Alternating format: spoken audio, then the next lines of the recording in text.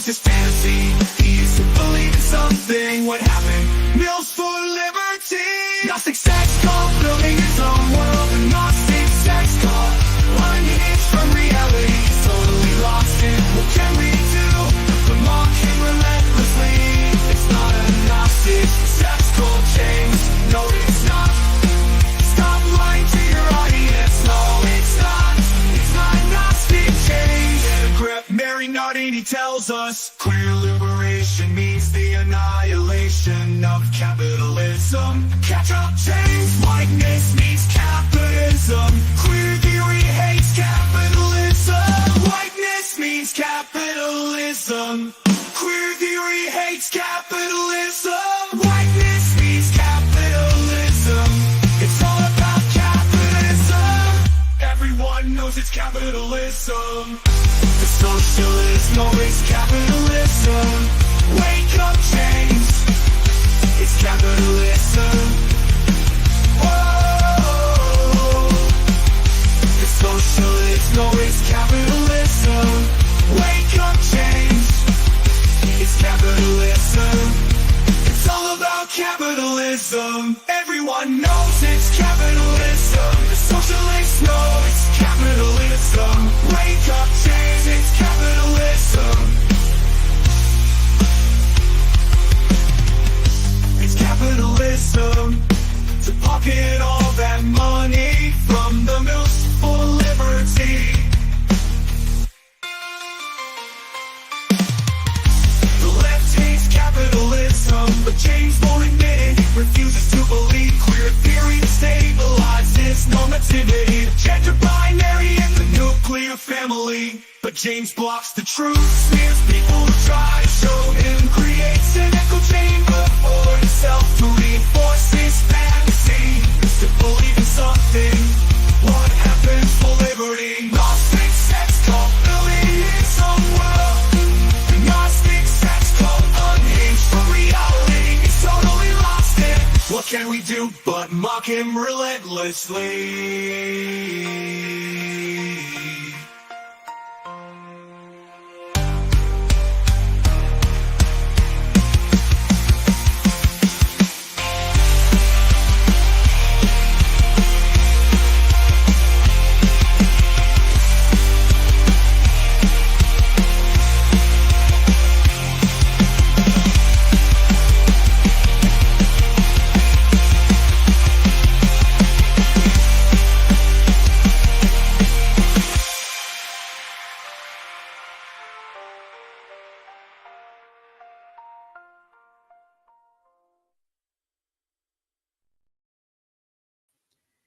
Happy Friday, fellow Gnostic sex cultists, and do we have a show for you guys today?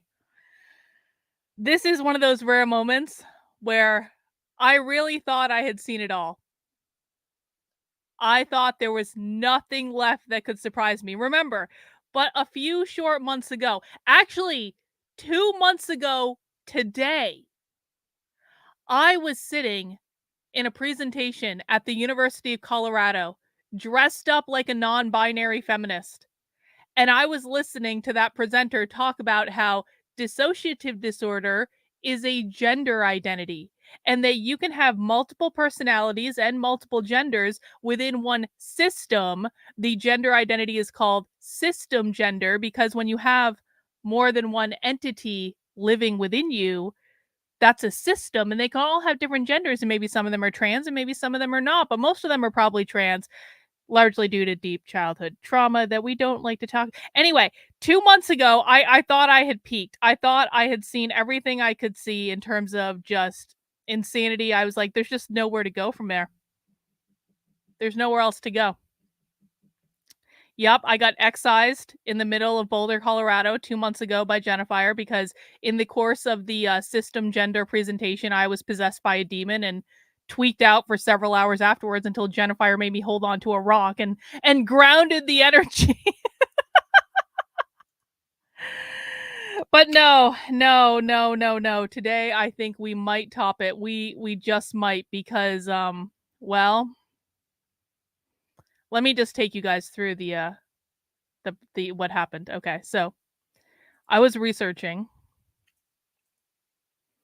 as I do pretty much every day. Like people don't like people ask like how do you find all this crazy stuff? I research this almost every single day because new things pop up all the time. And I was researching trying to find presentations to watch and I found this. And I looked at it, I was like, "What the fuck is this? Like what is this?" It's called Gender Diverse Panel. It was uploaded 2 weeks ago to YouTube. And it looks rather flowery, doesn't it? It doesn't look like your typical kind of gender diverse panel training. And so I started watching it a little bit, and they started talking about this thing called SCA. And you can see this is the SCA DEIB colloquium. Now I know what DEIB stands for. DEIB stands for diversity, equity, inclusion, and belonging. So I started digging a little deeper and I went on to the YouTube page, which the YouTube page is called Costumers of Color. But then it looks like the Costumers of Color content actually ended several months ago. And they just started uploading these SCA DEIB classes to the YouTube channel. And I started looking at this and I'm like, what the fuck is this? Like, they're all in costume. They look like Renaissance people. And I was like, "Oh my god." And they had presentations like how to make smarter diversity, equity, inclusion, and belonging goals for your branch. They had queer peers panel. They had what other things did they have? Oh, they're doing a whole bunch of stuff about anti-Semitism. Look at this. Gay Vikings, sex and gender in the Norse world. What else did they have? What else did they have? Hang on. Oh, this is a good one. Leadership DEI structures and principles. And I especially liked this leadership DEI structures and principles one because the woman who gave this presentation did it dressed as a nun combined with Princess Leia. And so I started looking into this a little bit more. I'm like, what the fuck is this? And they have an entire website dedicated to this colloquium. And it says the symposium will be held virtually via Zoom on YouTube February 7th through the 9th, 2025. So they're really planning out on this one. The Kingdom of Antier encourages attendance from the SCA. And I'm like, they have their own kingdom? They have their own kingdom? The Known World Diversity, Equity, Inclusion, and Belonging Symposium, KWDEBIS, is a virtual educational event with classes, demos, and social activities for those interested in learning about the SCA core values of acting with fairness, equity, practicing inclusiveness, and respecting diversity. DEIB stands for Diversity, Equity, Inclusion, and Belonging. And so then I was like, what the fuck is this kingdom thing? And so I looked that up. The Kingdom of Antier. Welcome to the modern Middle Ages. We welcome participants from all backgrounds, regardless of their ethnicity, culture, sexual orientation, gender identity, religious beliefs, or abilities. I mean, they have their own kingdom. They have tents, they have costumes. I have a great feeling about this gem you've stumbled upon. Yeah, I mean, this is either going to go like really, really good or really bad. Kingdom does sound like imperialism, Kristen. Yep, it's true. There are open positions if you want to be the Kingdom Webminster. You can do that. It looks like they're actually trying to find an equality, diversity, and inclusion deputy for the kingdom. And so they have their own kingdom, I guess. And so then I found out, what does SCA mean? This is the recognized website for the Kingdom of Antier of the Society for Creative Anarchism, Inc. So I kept going. The Society for Creative Anarchism.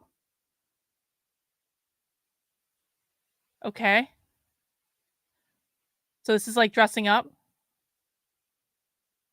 It's like dressing up and just like doing anyway. Yeah, this is real. Not anarchism. Sorry. What is the word then? Like, how do you say that? What I don't know how to say that word. Sorry. Of course, I have anarchism in my head all the time, so that's how it translated in my head. But I know in theory that's not the word. Someone phonetically say how to pronounce that. I knew I was going to do this too because I actually had this conversation with myself earlier. I was like, that's not anarchism, but you're going to end up saying it as anarchism because that's what's in your head. But like, well, Trendolin, I can't hear you through the computer, Trendolin. Jesus. Anacronism. Is that right? Whatever. Dressing up and LARPing. That's what we're going to call it. It's dressing up and LARPing. And apparently they have their own kingdom. And they have an entire series of diversity training for the kingdom in which they give in costume.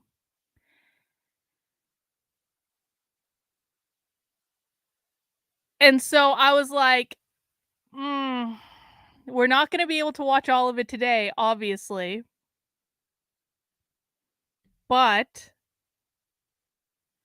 your good friend has been the king of the North California 3 times. I mean, has he taken the diversity training though? Really? Has he? Has he? So I thought maybe we could watch 1 or even 2 of these diversity trainings today. And I kind of want to watch, like, I kind of skimmed through some of them. And I got to tell you guys, in this one, DEI 101 definitions and concepts, there kind of started to be a struggle session in this one. in the portion that I saw, they've got a gender diverse panel. I kind of want to watch this one with the nun because I watched a little bit of this one and this woman is so serious about this. It's one of this woman is so serious about this and she's dressed like a nun with Princess Leia.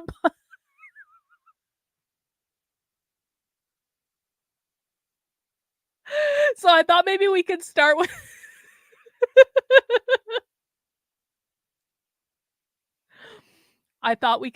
that one and just see how it goes. And maybe we can skip around a little bit and we can just see what's what. And we can get our medieval LARPing diversity training in today.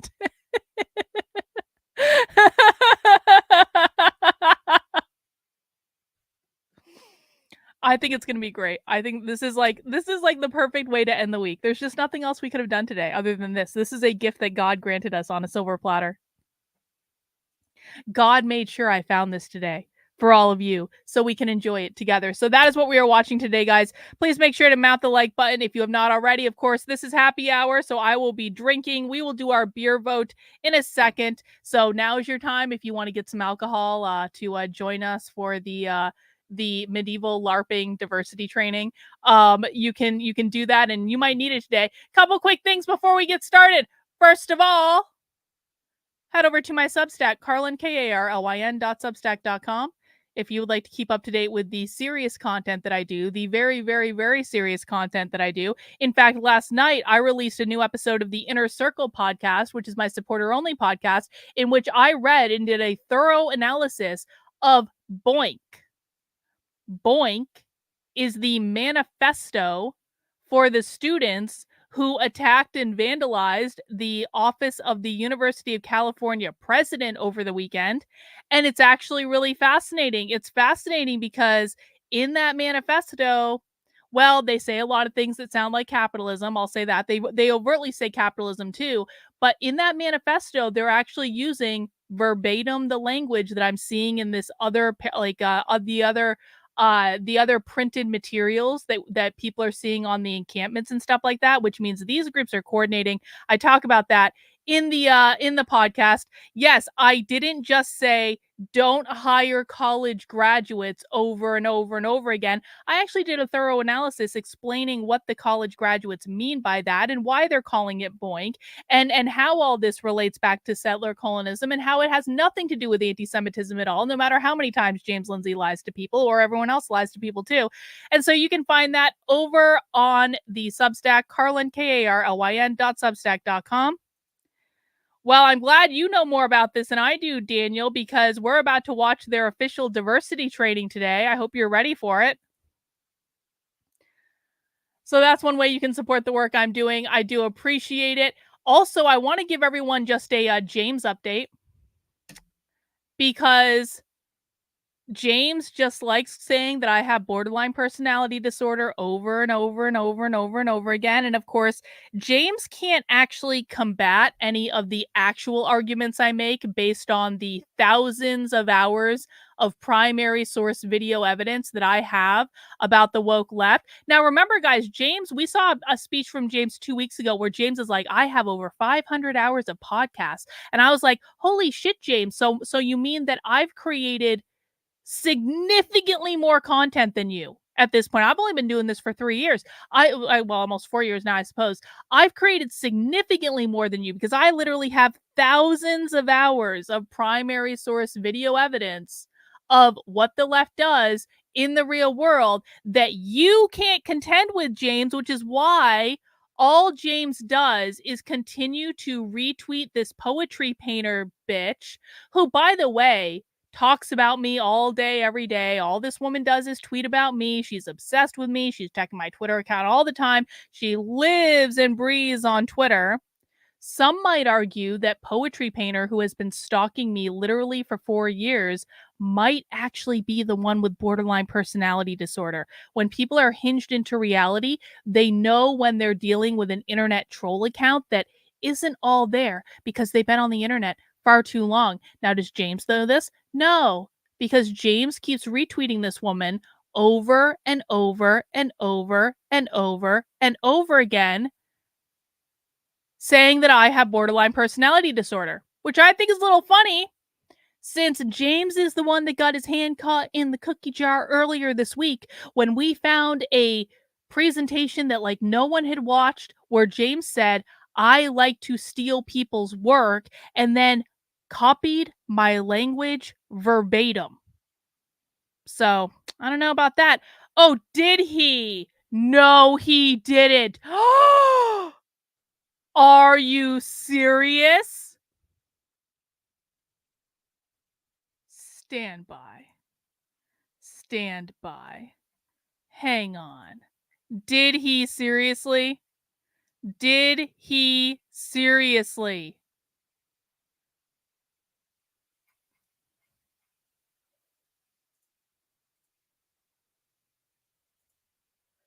Did he where did he send it? I don't see it on new discourses. Where did he send it? Who do you want to message? I'm not talking to you, Surrey. Go away. Where did he send it? Well, it's funny that James is sending things saying whiteness means capitalism, because as he sent it on Twitter, I was just checking his Twitter because, well, that's funny because as of last night, James was still saying queer theory is a form of Gnosticism.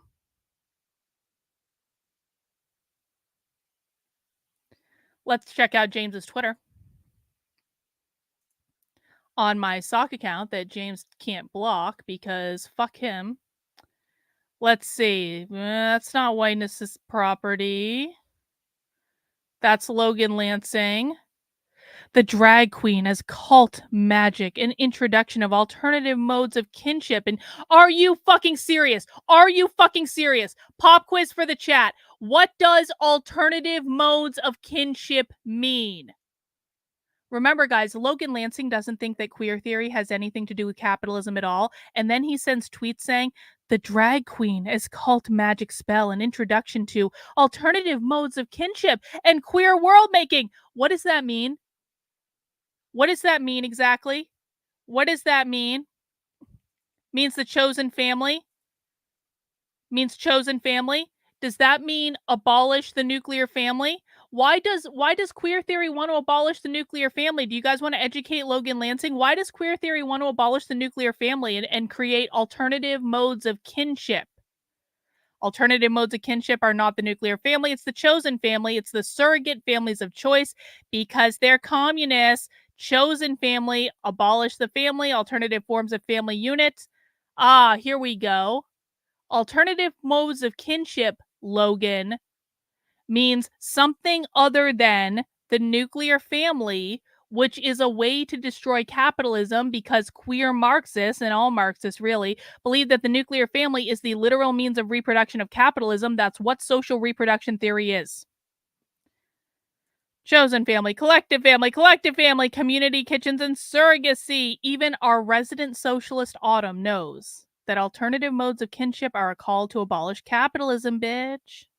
It means abolish capitalism. That's what it means. That's what it means. Oh, you guys found the link? Hang on, let me see. Oh, shit. Let me see. What did James do? Go to site.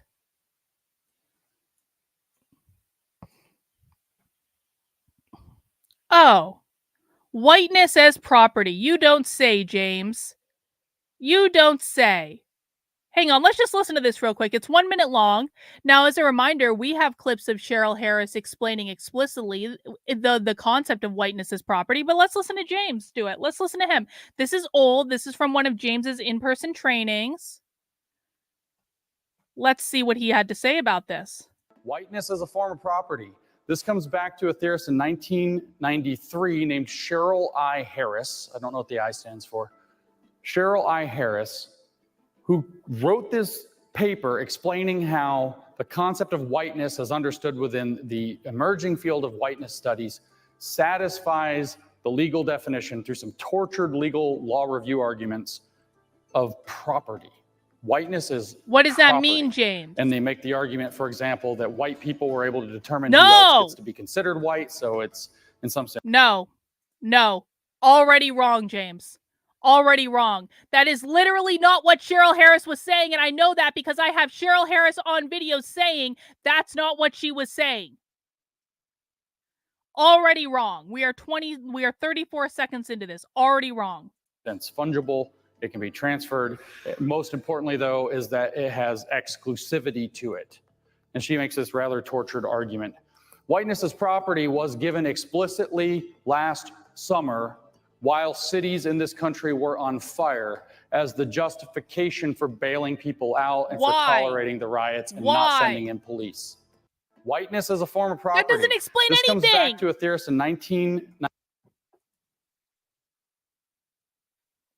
Does anyone want to explain to James, who inevitably will be watching this because we know that I currently live rent-free in his head? Does anyone want to explain to James what whiteness as property actually means in the chat? James, it's a reference to private property, which is a reference to capitalism. In fact, I have Cheryl Harris on video and the speech that she gave at UCLA Law in 2014 saying explicitly that the fight against racism is inextricably linked to the fight against capitalism. I have this on video, James. James, whiteness means capitalism, which is defined as private property ownership. As usual, James doesn't explain anything. Cheryl Harris specifically said whiteness is. In fact, let's look this up. I have it. I have it on my website. It's a short clip. We can just look this up. Let's see. Capitalism is inherently exclusive, structural violence. Whiteness means capitalism, which means owning private property. He is a dork. That is true. That was all just word salad, James. I didn't actually say anything. Whiteness means the bourgeois. White privilege means capitalist privilege. That's what all this means. It's a form of exclusive property, i.e. private property or capitalism. Let me find this. I have it here. I have this whole thing about this. This is in the video vault section of my Substack where I put all my best clips and videos so we can refer back to them later. You can find that over on my Substack, which is carlin.substack.com. Where is Cheryl Harris? Whiteness is not a skin color. This is what it is. Which clip is it? See, whiteness is property. Cheryl Harris. This was in the Critical Race Studies Symposium in 2014. Race is private property. Let's listen. Post-racialism privileges self-designation. You are what you say you are. And post-racialism conceptualizes racial identity as private property on which the state cannot infringe.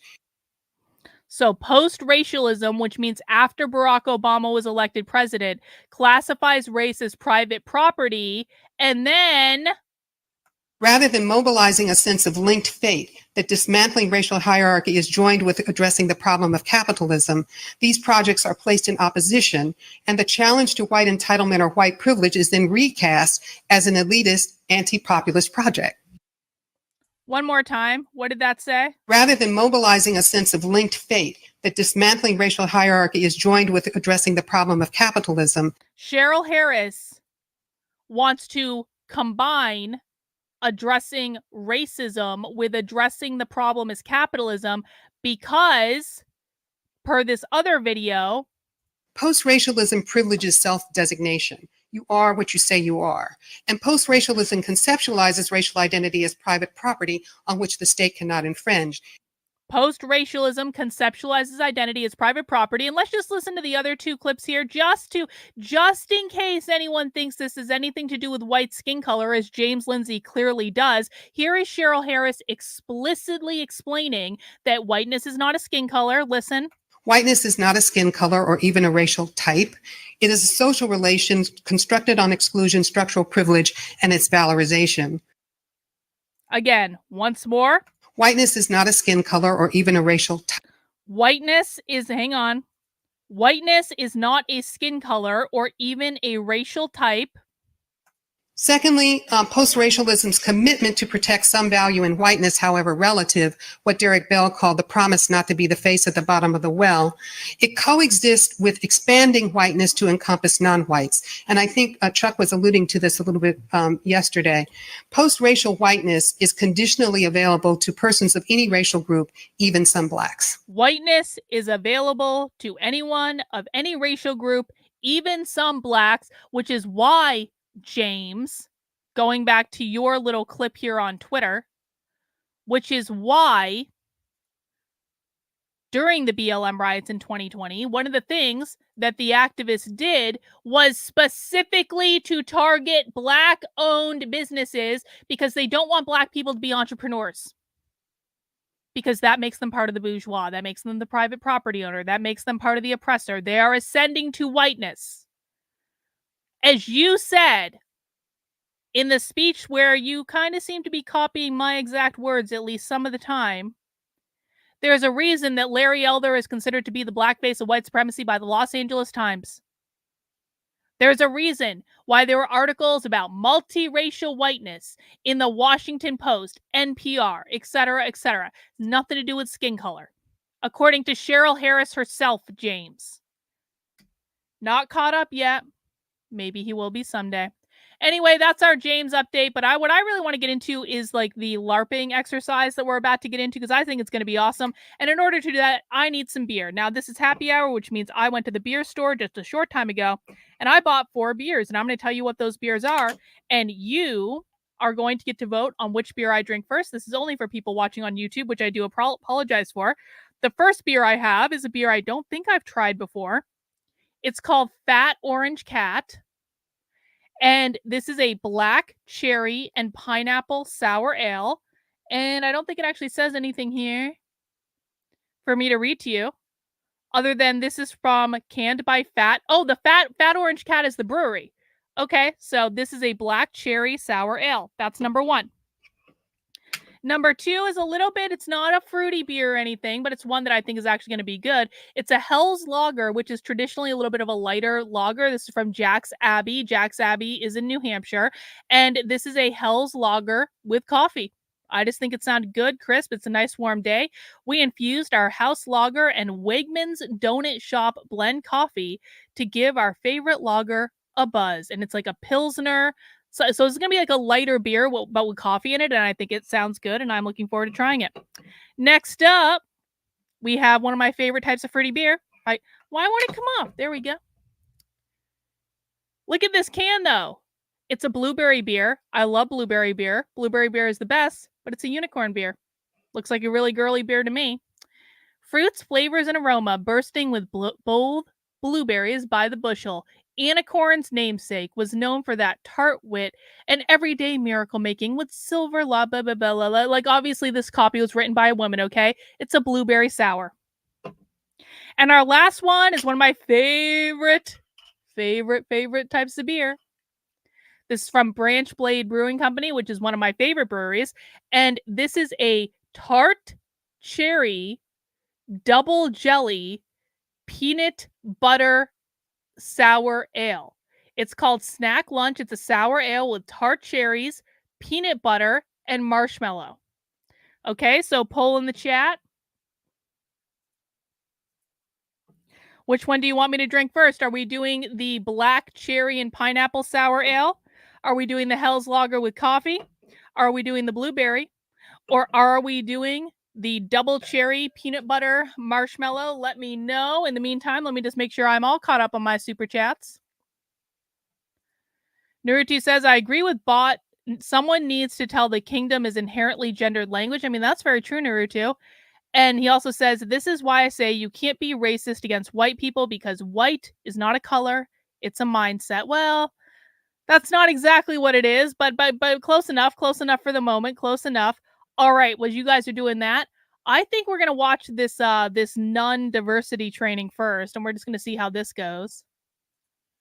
Let me see how that poll is going, guys. Please do make sure to mount that like button for me. Ooh, YouTube changed their polling feature so I can actually read it now. That's awesome. Oh, it's not even effing close. I'm drinking that peanut butter jelly beer, which I'm actually pretty excited about because I like the peanut butter jelly beer. Let me just put the rest of this beer in the fridge. Hang on. Oh, no.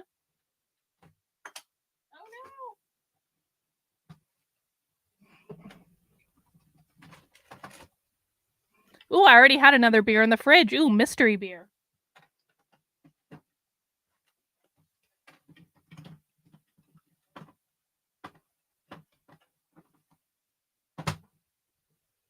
All right. Got my beer in the fridge. Got my PB and cherry stout. This is actually going to be good. 40% of you want me to drink this. Happy Friday, guys. If you're drinking something fun, let us know by putting that drink in the chat. Let me pour this, see how it looks. Peanut butter jelly beer. Peanut butter jelly beer. Justin's watching this on the way to a whiskey tasting. That'll be fun, Justin. Oh my God, I can smell both the cherry and the peanut butter from here. How delightful. How delightful. Let's see. Cheers, everyone. Happy Friday. Can you guys hear the sizzle? Can you guys hear the sizzle in the beer through the mic?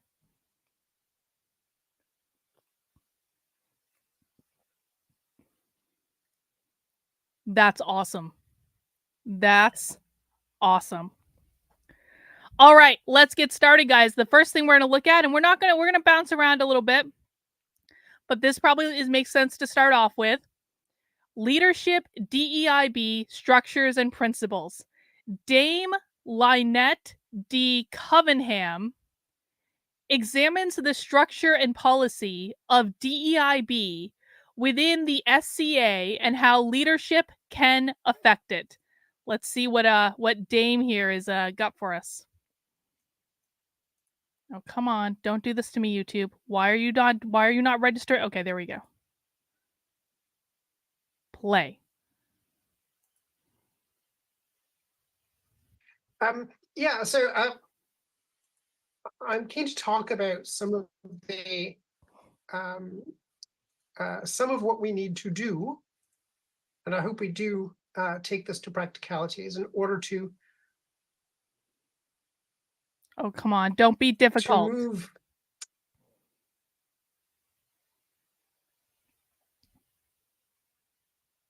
Why has my computer gone haywire all of a sudden? Everything was working fine a second ago.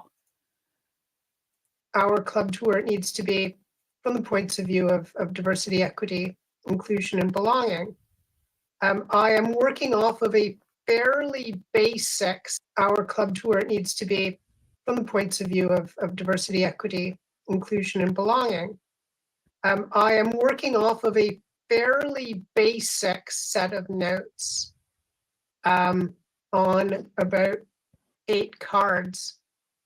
And that means that I'm really happy to stop to provide brief answers to questions or have discussions on points that people want to discuss. I'm not working off of a script. I'm not briefing off of slides. And that gives me a certain level of flexibility. That means we can spend a certain amount of time going down rabbit holes if we like.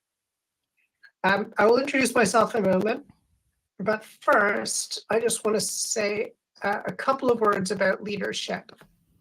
The key parts of leadership that I want to bring into this are the idea that leadership is influencing. It is a way to get people to do something. And what do we want to get people to do? We want to get people to collaborate to achieve an aim. You can lead one person to collaborate with you. You can lead 10 people to collaborate with you, but by definition. Is anyone else having like a hard time taking this seriously? Like, she's dressed as a nun. She is dressed as a nun with Princess Leia hair. And apparently this is an indication that she's a dame and she's giving this serious diversity training. I think leadership is a collaborative set of processes and it's goal-oriented. You lead to achieve an aim. And I spent a few days at the beginning of this month doing a workshop, participating in a workshop about courageous leadership. And I came away from that very inspired, very fired up. And I've been trying to bring courageous leadership into what I'm doing this year. And I hope that there is some courageous leadership material in what we've got to talk about today. And all of us bring to leadership our orientation to leadership, our training, leadership development work we've done in the past. There are leadership styles that are comfortable to us and some that are uncomfortable, but we need. Okay, guys, as a reminder, I cannot control their sound. I can't control their sound. I can only control the play and the pause, and that is it. So I'm sorry, their sound sucks. We're just gonna have to go with it. It doesn't sound that bad to me, to be honest. I can't really hear anything from it, so.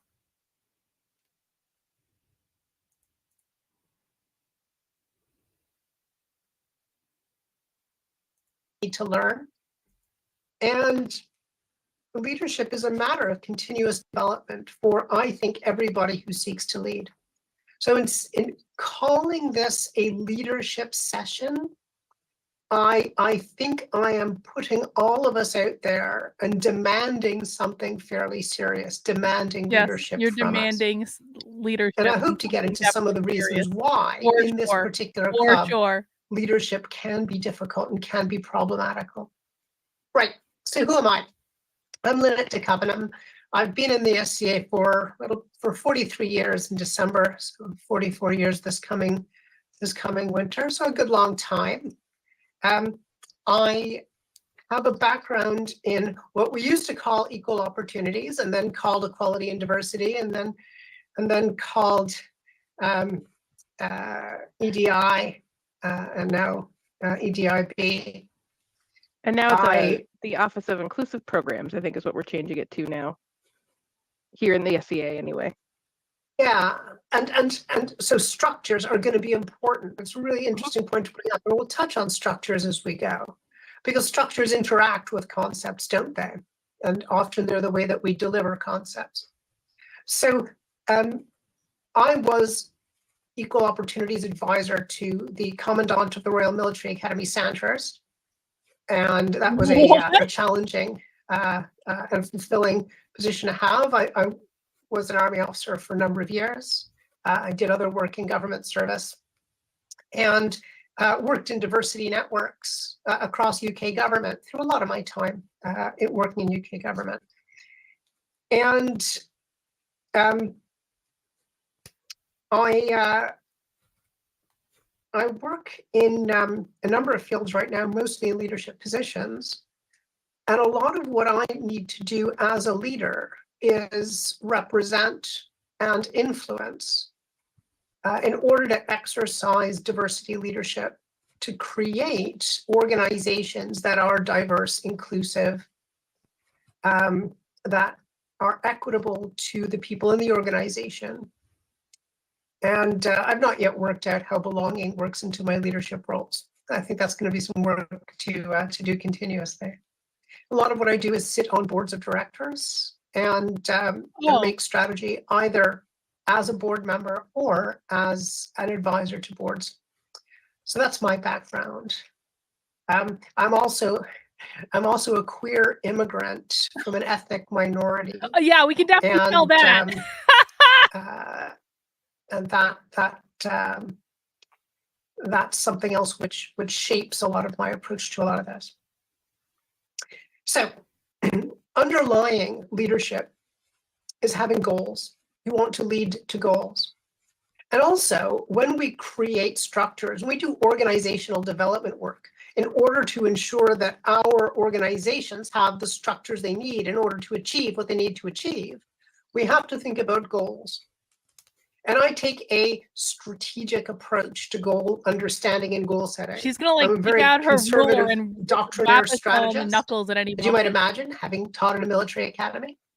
And strategy is, to my understanding, about ends, ways, and means. Ends, what are you trying to do? Ways, how are you going to do it? And means, what do you have at your disposal in order to do it? Often money, but often other things. And in a club like ours, people's time and energy is often one of the most important means we have to achieve our ends. And I've just popped in here after being in the session on defining and understanding DEIB with a lot of really useful definitions. And what I find really energizing about DEIB as a set of definitions is that it envisions an end state. That is, we envision in our case, a club, an organization, a society, which is diverse, which is equitable, which is inclusive, and in which the members feel a sense of belonging. All of those are things we can envision. All of those are things we can make goals. We can understand those in our own context and in the context of the people around us to a greater or lesser extent. So in a DEIB context, it's easy to say what the ends are. We're trying to achieve equity. We're trying to achieve diversity. Mean? And there are a lot of reasons why. When I was doing equality and diversity work in government, we emphasized the business case for diversity.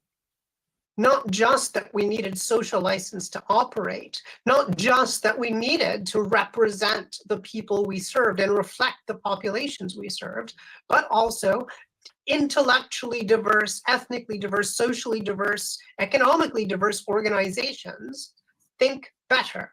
You get better people if you're not excluding the people who didn't go to the right university or who are from an ethnic group that looks different from other people in the room. So without going too deeply into the rationale underlying DEIB as a set of concepts, there are goals that are easy to understand and easy to work towards without needing a lot of discussion. Why would you want to dress up in costume? There are requirements, and I'll come to that in a moment. There is also a sense in which DEIB is a target. I gather that some places overseas, that is foreign countries like the US and Canada, there is a movement to treat DEI or DEIB as, by definition, a set of negative aims. And like ESG, that is ethics, social value, SESG, social justice, ethics, sustainability, and governance. It is something which some people thanks, attack Reagan. because Appreciate it it. represents the kind Appreciate of you change reminding that me they're of that not interested nightmare. in seeing. And that can be awkward. And Ducky, your point about changing the name from the DEIB office to, and what was it you said that the SCA is now calling it? Charles is changing it to the Office of Inclusive Programs. Inclusive programs. Might, for it, I'm sure this isn't why he's doing it. I don't think it's a defensive change, but that process of changing it might also make it less of a target, make it something that people view less negatively. It's very likely he's changing it. Well, I mean, he did state that he's. Oh, so what you're saying is they're changing the name of their diversity office in their kingdom to make it less of a target. But they're still going to do the same thing. They're just changing the name.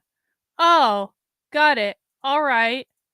Changing it to bring it in line with corporate, and other nonprofit practices around DEIB.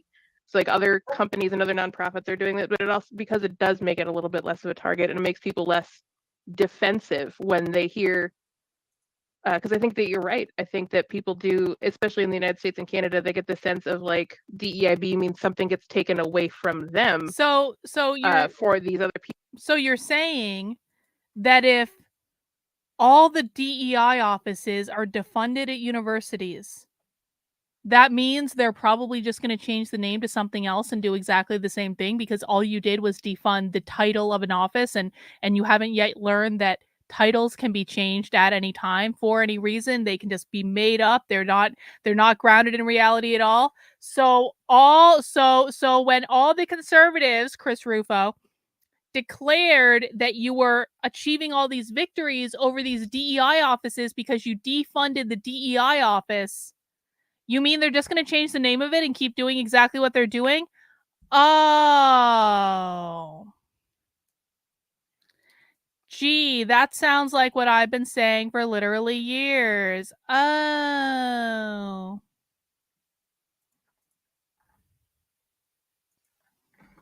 People to get equity. And so it becomes something of a target. Yeah, I think that's right.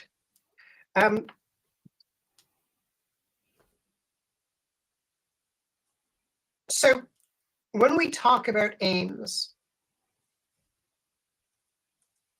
when we talk about how we position what we do with respect to DEIB, to understand how we make strategy around it, how we build structures around it, we have to think about ideas like that, like branding. We have to think about how we create good, actionable. Can we just reflect on the fact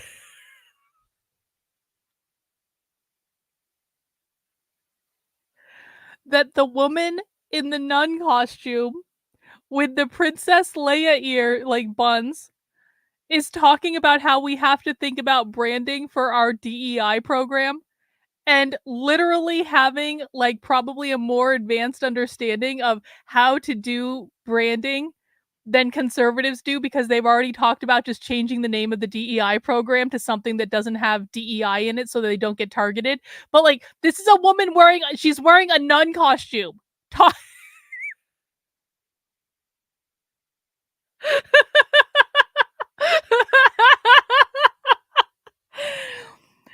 The nuns are out doing the conservatives, the nun LARPers. Policy. That is what the organization says about what it needs to do and how we do it. We have to make sure people understand the aims and understand what we are trying to achieve, or we can't lead them and they can't be expected to head in the same direction of us. I wonder if there'll be. We have to achieve clarity around what we are doing and why. Yeah, And she's beating we James have to Lindsay in a work fight. at protecting people and limiting damage around the effects of change, the effects of failing to change, and the effects of finding ourselves in a position where we are unable to achieve the levels of diversity, equity, inclusion, and belonging we want to achieve. And I'll tell you why that's important. The society is No, Kyle, I will not. is good at having policy for turfing people out. That is largely a protective function. That This is is if why I wanted to somebody watch is this. She's displaying so inappropriate serious. Like, she's behavior, like, no nonsense. I we did not have a want to. set of structures, the sanctions process, which are designed to get people out the door, to stop them participating in the short term, determine whether they need to be turfed out in the long term, and Turfed either out? What does turf that them out mean? What does or keep turfed them out out. mean? And there's a fairly senior person in Drachenwald, where I live, who is very keen for us to have a disciplinary policy. And a disciplinary policy is something very different. The idea in discipline is that you're seeking to shape people's behavior and change people's behavior. And there are justifications in European employment law for seeking a disciplinary policy. One reason is that in European, including UK employment law, volunteers are protected by employment law. If you don't treat a volunteer within your organization just as well as you would treat an employee within an organization, you can find yourself at an employment tribunal, and you can find yourself paying damages, and you can find yourself in a very awkward position. That's indeed. actually stupid. I don't agree with that. The same is true in the states, in certain classes, or in certain states, depending on where you're at. Yeah, I'm not surprised. Of course, you know, the European view of American employment law is anybody can get sacked at any time for any reason, That's mostly true. for being part of an ethnic minority. But that's just our preconception about America. That is actually Well, in true. an at-will state, that's true, Lynette. But yeah, but depending on where you're at, like depending on how your state deals with volunteers and how they how equitable your particular state is, some states do protect volunteers as employees, especially if the Well, that's the stupid. nonprofit has incorporated as a professional business. Interesting. And so I guess this is not unfamiliar to everyone. So what we actually do in order to achieve what we're trying to do requires us to think about how our processes and procedures work. I know that in my kingdom law, there is a process for kicking people out. There is a process for arbitrating, but that is solving a disagreement. But there are no processes that I see in kingdom law that are useful for improving people's ability to exist in a more diverse, more equitable, more inclusive society. And I think that's something that as leaders, we have to give some thought to.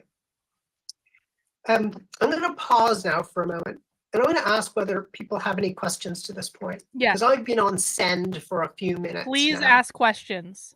The chat mostly is having comments so far, whereas people are putting links in the chat about various DEA rulings in the states and how the perception of labor laws in the U.S. is that Canada has the same perception of U.S. labor laws as Europe. But even in Canada, where the labor laws can vary. Is this from person province to wearing a province, little that their hat, or is that her volunteers hair? are protected differently in I various can't tell. provinces. That's what's going on in the chat so far. Oh. Does anybody want to unmute and ask a question? Ducky is able to moderate this. Ducky. You can put up the yellow hand. Yeah.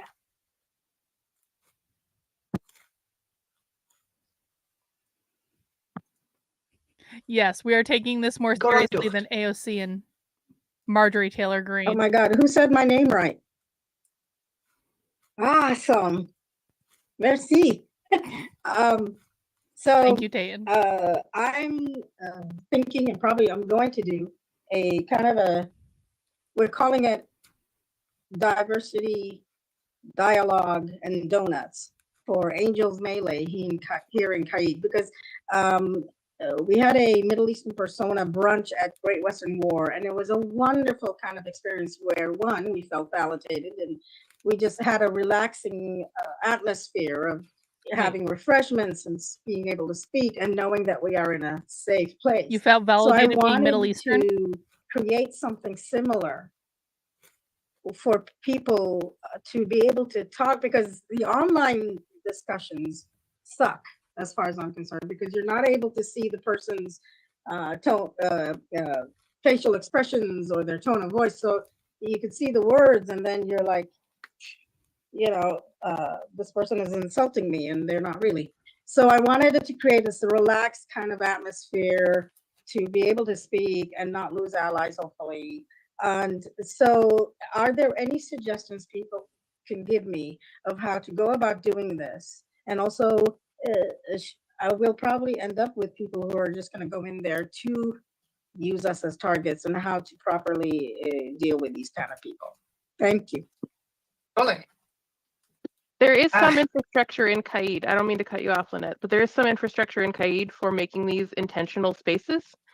I encourage you to reach out to Rosie Blackroon here in Caid, because she has the framework for making these intentional spaces where we are all there to talk about and learn about DEIB. And when somebody presents these ways of like where they're intentionally making somebody a target, she already has systems in place to deal with those people, to be like, okay, if you're going to be antagonistic and you're not going to use your listening ears, she basically does gentle parenting with them. Where it's like, if you're not going to use your listening ears, you're going to be moved over here, because other people need to be able to speak and get their point across, and other people need to be able to understand. Whereas if you're just going to be antagonistic and have a tantrum right now, you are not allowed in this space. Golly. Yeah, I would say that's a good guess, Liquid Marble. I have to say, the idea of painting it, Gorando, what I got from you was the idea that you feel that by exercising leadership in this area, you're painting a target on your own back, and that what one would not expect to have to be a courageous exercise of leadership needs to be a courageous exercise of leadership. I need to add that I'm in real life and in the SCA, I'm an Armenian from the Middle East, and I've been a target in real life, as well as people in the SCA have used me as a target when the Middle Eastern issue has become more. Is there really that much discrimination going on in this organization? Is this an actual problem for people that involved? That it isn't that I'm being a wuss about it, which I'm not saying that you are saying that to me. Yeah, I'm just giving you the little background here that I'm pretty sensitive about the target thing, because I almost quit the SCA back in 9/11. But what does that mean? It's very interesting. How are they targeting you? Yeah. Well, understandable, and yet exactly the sort of thing that inclusion is seeking to press against. And before I move on, Gorando, did Ducky give you sufficient resource that you feel that you can move on and address that particular question? Excellent, thank you. 2 thumbs up. I'm going to move on. And hang on. Don't be afraid to Daniel, I have a question, because Daniel seems to know what he's talking about. Daniel, what is her costume, and are the Princess Leia buns historically accurate? What's going on there? Do you have any commentary on that for us? Questions into the chat. And as we've seen, Ducky is really good at stopping my flow when required, which is just what I need, because otherwise I will talk your leg off. One of the difficulties we have in doing anything in the society that is not The fun we've all turned up to If do my computer wants to actually is cooperate, that I think we should watch um, something else. uh, I think people are in a recreational club very often in order to enjoy YouTube is themselves. not even working right now. Very few people have Hang said, on. you know what I want to do? I want to join the Society doesn't for even say Creative that it's Anachronism, playing on my not because computer there's yet it is. fencing, not because there's arts. Okay. I want to join because I want to do administration. Now, we do have people who do a lot about of we do this? administration. I just shut it off. There we go. I want to watch something different. We got our taste of the nun. Let's watch something else because we got a whole mess of videos here. Let's watch. I was going through this one, and this one kind of had a struggle session in it. And so let's watch a little bit of this one. DEI 101 definitions. DEI with spelled wrong. That's not how you spell definitions. But okay. Definitions and concepts. And Jessica looks like quite a character.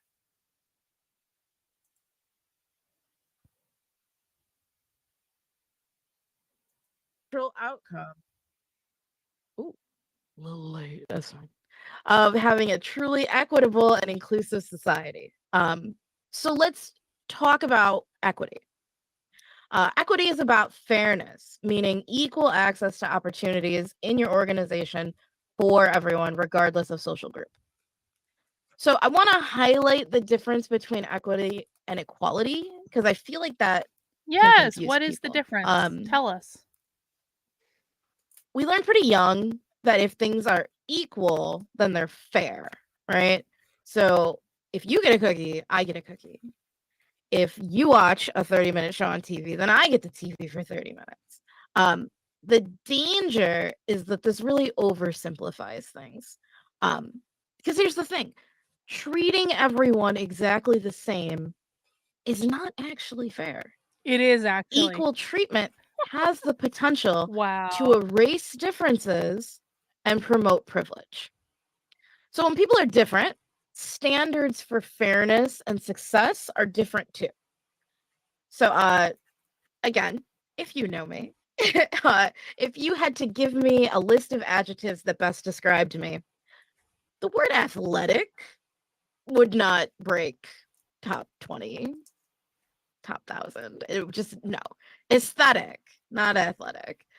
So if I come to you and I say, hey, I am training for a half marathon, that is a huge accomplishment, right? That is intense, right? You're not going to see me as much. I'm going to be exhausted if you do see me. And you'd be like, yeah, that tracks. I see why that would be a big thing for you. But if we were talking about like Irina Mikitenko, who has won the Berlin Marathon and the London Marathon and many other marathons, she was like, I'm training for a half marathon. You'd be like, that's cool. Whatever. Okay, Irina. The goalposts are different, right? Really, because that professional that's training for the half marathon is probably running like 100+ miles a week, which is still really fucking hard, as opposed to the amateur training for the half marathon. And I say this as someone who has done many half marathons. You're maybe running, you don't have to run that much. You really don't. Training for a half marathon is not that hard. Like, relatively speaking, anyone can download an app on their phone and do that with like, you know, a couple short runs and like one long run on the weekend, and you work your way up to 13 miles, and it's really not that big a deal. But the professional training for the half marathon is probably running over 100 miles a week, much faster and working much harder and doing other things in between that the amateurs are not. So I wouldn't say that doing it for the amateur is so much harder than doing it for the professional, because it's harder for you because you're out of shape and this is like a life goal. And there's nothing wrong with that being a life goal. That's how I got into running back in the day when I did it. But like, don't pretend that it's so much harder for you than it is for the professional. Things are inherently unequal. We know that on some level. The idea of equality aims to promote fairness, but that only works if everyone starts from the same place, wants the same things, and needs the same kind of help. There's a proverb. It gets attributed to like Einstein and Gandhi and everyone She's also else. wearing a crown. And I have don't no know if idea you who can it's see actually this. from. But Literally it's wearing a everyone crown. is a genius. But if you judge a fish by its ability to climb a tree, it will live its whole life believing that it is stupid. Right?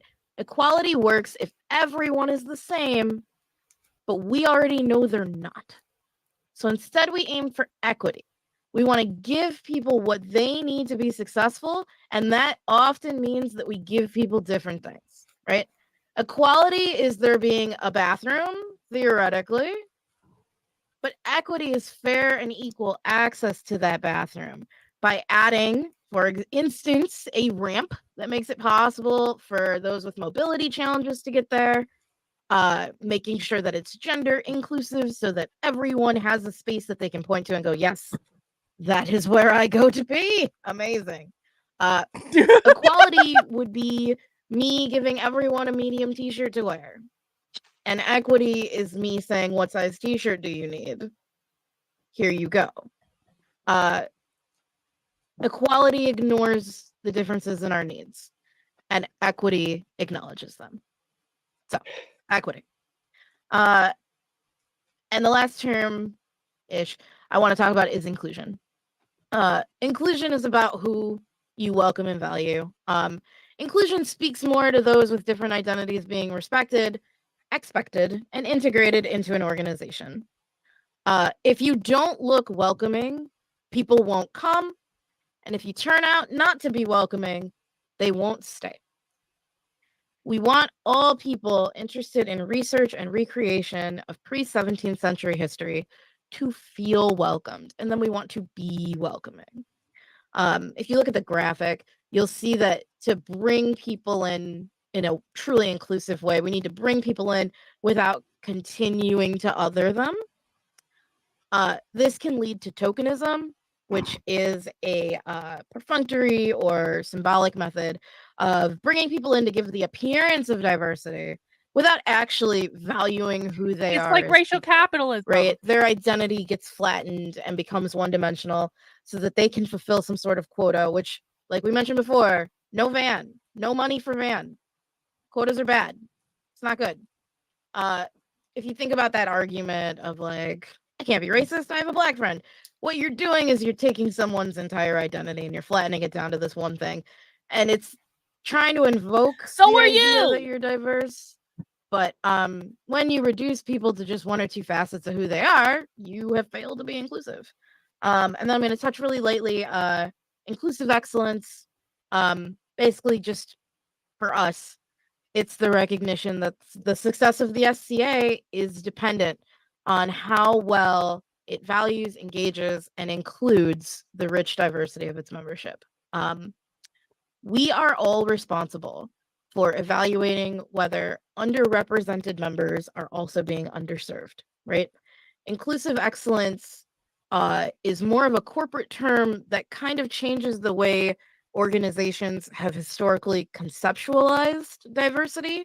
It moves it away from a numerical goal to an emphasis on transforming into a vibrant community that embeds diversity throughout the institution. Inclusion is very important. It reduces disadvantage, isolation, discrimination. It is truly the foundation of a connected and cohesive society that is free from othering. So the work that's being done in DEIB concepts has long-term value, since we're aiming to address issues before they become issues, right? The benefit. Do you guys see how equity really means sameness? Like, to be serious for a second, equity means everyone is the same. Everyone has the same. No one has any more or any less. Everyone has access to everything they need.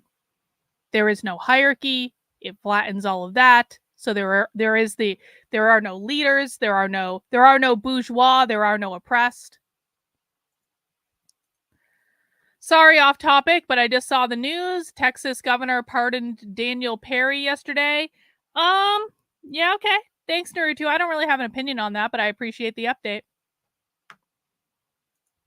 Benefits of prevention here far outweigh retrospective problem solving, which can be very costly, literally. And figuratively. So those are our on. basic terms. I wouldn't say that this is right. I wouldn't bringing in people who put their identity like blackness front and center rather than just bringing in anyone who happens to be black. I wouldn't say that's the definition of diversity, because I don't think that most people who are brought in under a diversity like initiative think of themselves that way. Just because just because a liberal white lady wants to tokenize you doesn't mean you think of yourself that way.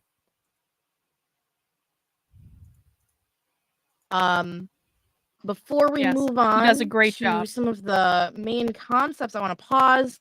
Does anyone have any questions, opinions, concerns, confusions, anything?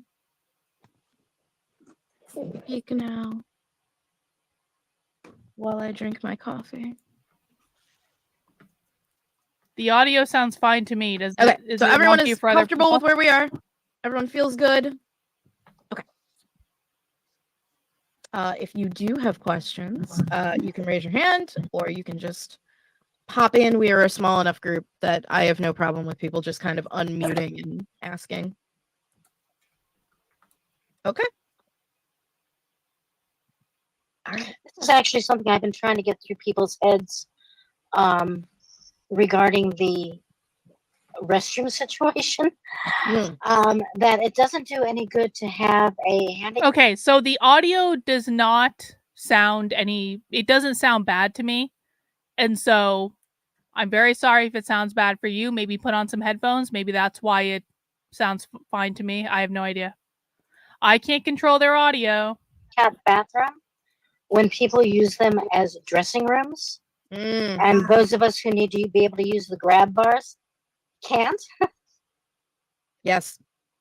And they don't seem to understand or comprehend.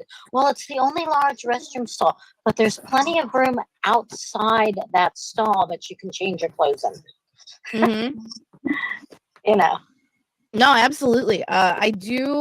There's another class I do that is inclusivity and event planning. And we do talk a lot about the idea that like separate dressing rooms, or even a note that states like, hey, you cannot monopolize this singular bathroom for this. Very important. It's people, I think, not actively thinking about it, not being aware. And usually after awareness has been brought in some capacity, the behavior really lessens. So no, but an excellent point. All right. So we're gonna scoot along. We're gonna talk about privilege. And privilege is a big one, especially for folks who are kind of new to the concepts we're talking about. People really struggle with it. And I would say that's probably because privilege already means something to a lot of people, right? We think about it in terms of the silver spoon. And a lot of people really just don't identify with that. So there's this kind of instinctive defensiveness that comes into it. What privilege actually is an unearned advantage enjoyed by one social group to the detriment of others, beyond the common advantage of others, is what I have here. So what that means is you can have privilege in some ways, and you can lack it in others. And privilege is usually invisible to the folks that have it. So what I want to do is I want to think about this in kind of an SCA context, right? Let's say I live in the geographical center of a kingdom, right? No in-kingdom event is more than like 5 hours from me. And that's at absolute worst, right? Most events are 2 or 3 hours away. At most, some are in my backyard. I don't have to plan for entire days of nothing but travel. I have the option to day trip most things if I really want to. And that means I don't have to worry about things like crash space or paying for a hotel or taking time off work or finding travel partners. And that lets me go to more events. Yeah. Now, if I'm someone whose goals in the SCA would be furthered by going to events as much as possible, that's a pretty significant advantage, right? If I want to become the king of the and kingdom, it's not linked to you have anything that I've kingship done. privilege. It's not linked to anyone. It just, that's where I happen to live. That's where the kingdom borders fell. It is what it is. Let's look at another one. So site availability, right? A lot of groups right now are struggling with site availability. But if you are part of a group that has a dedicated site, it's great. It's perfect. It's affordable. You can do archery. You can do equestrian if you want. You have everything, right? You have access to anything you want to do. It's going to be a lot easier to plan an event for your group. can It's do going to be archery, easier guys. to sustain ongoing events. You're probably going to be able to put in more kingdom bids. And what that means is that you are going to have constant influx of not only people, not only Yes, cash life flow, is not but fair. also visibility, right? People are going to come to you. Now I'm not saying that it's all Some people have better delightful, stuff right? than Maybe other you are people. that group, and maybe it can be Life isn't difficult fair. to bear that responsibility. But for the most part, you are in a better position than someone who does not have access, right? A group that has no access to these groups or to these sites. Sometimes they can't hold their event at all. They can only find a small site, and so they have to say, hey, we can't offer this.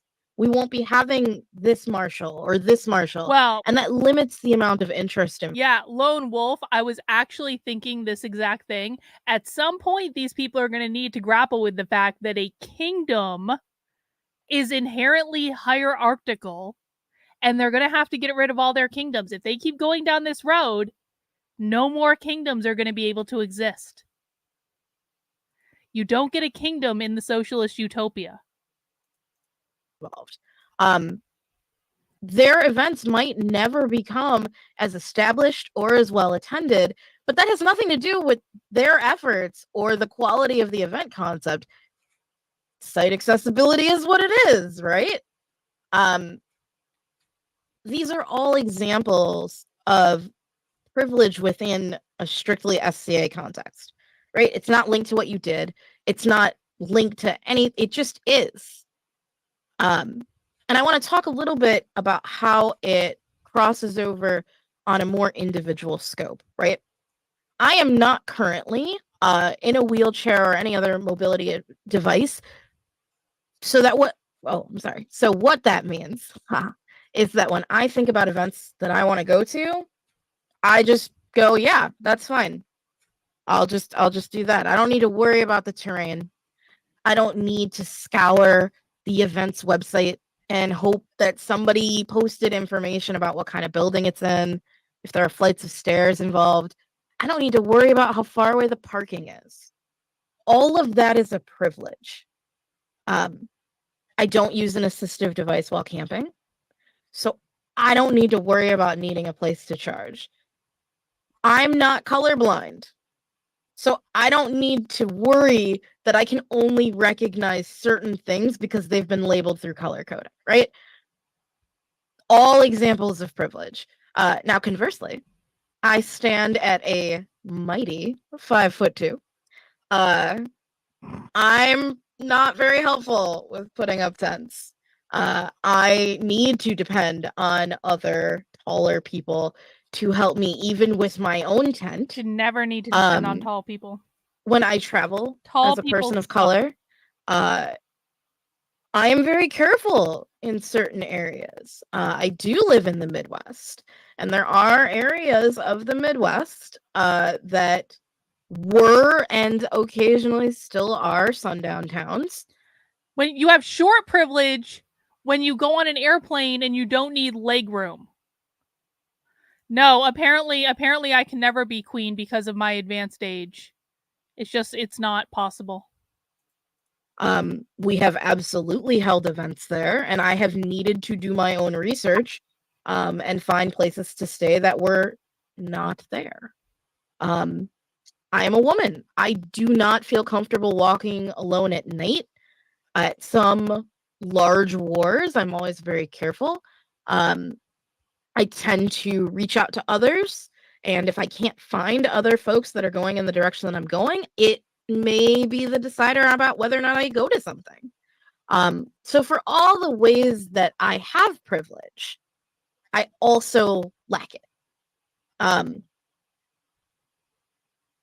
There are many people in the exact same position, right? You both have it and you lack it. Most male-bodied folks don't really have to worry about their sexual safety when attending SCA events. Most women tend to take a friend, take a knife. Somebody had written, "She is 15" on their daughter's arm in permanent ink to just help deter misconduct. I mean, Holy shit! it is That's important to actually remember smart. that the way that privilege interacts is very complex. Comments That's like, smart. "I don't see color," or things like that are usually an indication of unacknowledged privilege. Because people in marginalized communities don't have the luxury of choosing to be blind to their own status, right? In an ideal world, you could say, "I don't see color," and it would be true, right? But I am reminded daily of the difference in ways big and small. There's no choosing not to see it, right? The good news is that with privilege, you become positioned perfectly to lead others towards fairness and empathy and respect, because your example carries more authority. You don't necessarily have to give lectures or lessons about stereotyping or whatever else, but you can help make it stop, right? You can take the position and platform that your privilege affords you to give that gift of empathy and fairness to members of the disadvantaged group, whatever it might be. So it's very important that when you recognize and acknowledge your privilege, you use that privilege to give a voice to those who lack it. So yeah, that is my talk on that. We're gonna move on. Does everyone feel comfortable with the concept of privilege? I think this is where I started Questions, seeing the opinions, struggle segment concerns. come up. Pretty sure. I'm gonna read the chat because I missed it. A couple of points were raised, but I don't know if the people who made them wish to discuss that now or not. Well, while I read, do you guys want to chat about this at all?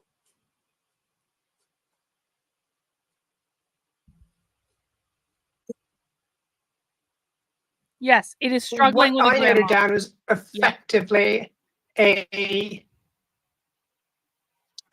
note about terminology and something that we need to keep in mind with respect to planning and understanding how to communicate about DEIB rather than something that needs to involve discussion in this session. So this is a point that I've talked about with some people. Normally I would wait till the end, but because we've got enough time, I want to touch on these points kind of as we go. I'm putting together another course on how to teach DEI concepts, particularly because the SCA is largely unfamiliar with a lot of the academic background. The reason why I continue to use the word privilege, I continue to talk about what it means, it is effectively an advantage, right? That's what it is. It's exactly what someone wrote, unearned, unacknowledged advantage. That is what it is. But what I'm careful not to do is to avoid using the terms that people will absolutely encounter as they move through the modern world, right? I understand that the word privilege can create some tension, and which is why I try to acknowledge it and say, hey, we have an idea of what this means. It might not be accurate, but we need to learn these concepts and we need to couch them in the language that people are going to hear. If I avoid using the word privilege because it makes people uncomfortable, then when they leave my class and they encounter that in the media, in other classes, they're going to have that kind of defensiveness. And so I think it's important to both learn how to talk about things divorced of contentious language, but also make it clear that I think it needs to be the grannies who are responsible for pushing back on this bullshit, because grannies don't give a fuck. grannies can't really get canceled. I mean, I suppose you could get canceled as a granny, but like, I think people are going to be much less inclined to cancel a granny. Like, grannies have already lived their lives. They probably retired. They're just hanging out. I really do think it's the job of the elders. They know it's all bullshit. They're not afraid to call it out. They had 10 kids and lived in a 3-bedroom apartment with no money. Like, they've been through way worse than this.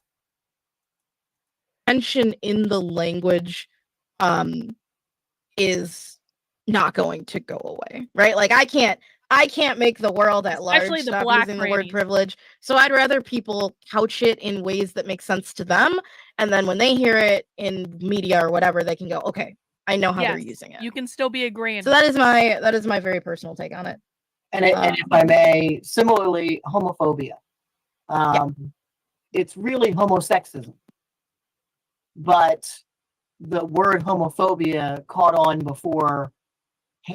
So we're not running around saying you are literally fearful of the LGBTQ community, although you might very well be.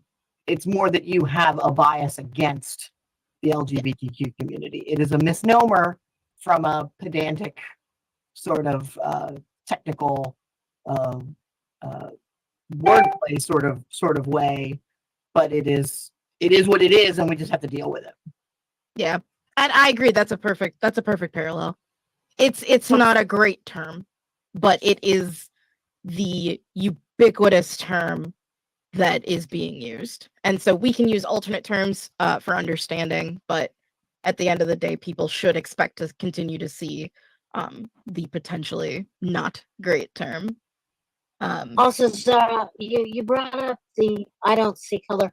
Some of us who are older, here it is, were brought up to, I'll say, look past a person's skin color. I was raised with a grandfather who was blind, and he always said, and this is how he taught us to view and value people.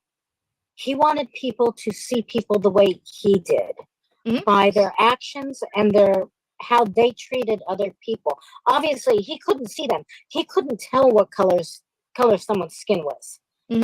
So this is how, and I'm almost 63 years old. This is how I was raised. Granny. Was to, and I'm not saying I don't see what color your skin is, but I was raised to look past that. Sure. And I mean, I've got family that are POC. I've got family that are gay. To me, that doesn't matter. What matters is who you are and how you treat people. And that was how I was raised to be. So it's a little different. I'd like to comment on what Hadassah is saying. Sure. And I'm going to disagree with you, Hadassah, and it isn't personal, and I want to do it with all the respect in the world.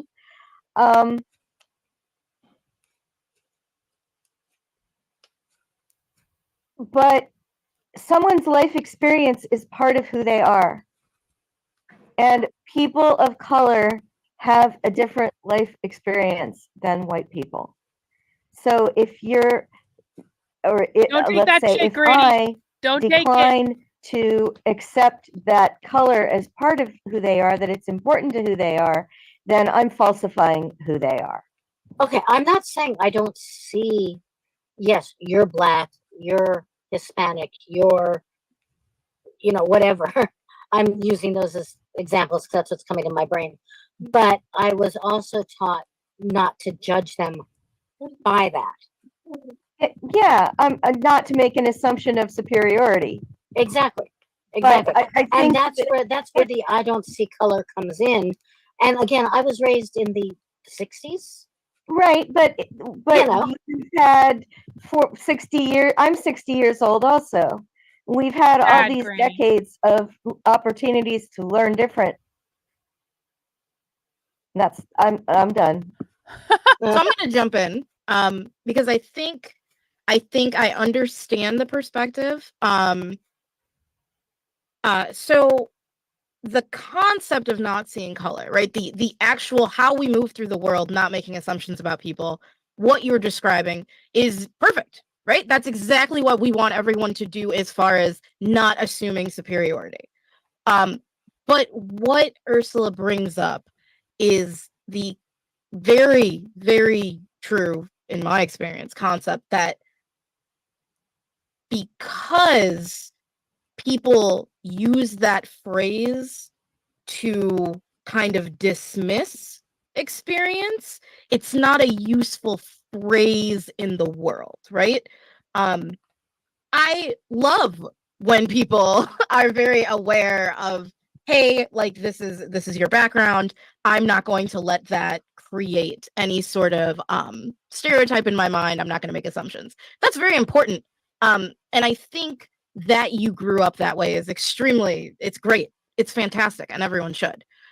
But at the same time, I need people to look at me and understand that my life as a Black person, my life as someone who does not at all pass for white, has been different than theirs.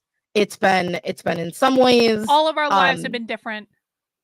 I don't want to say traumatic, but it can be.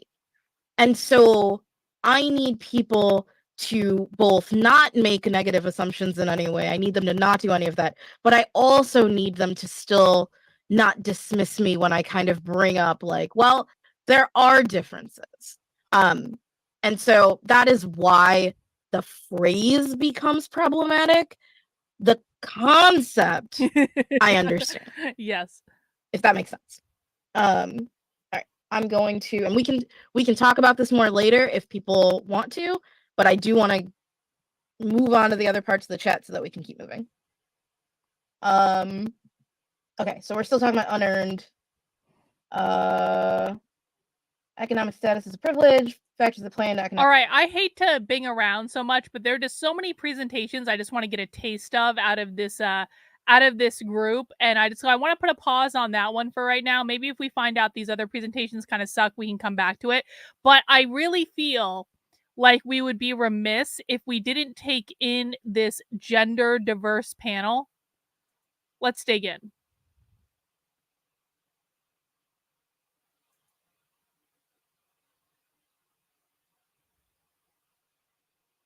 We're gonna find the most woke of all the. Is everybody here familiar with the presentations?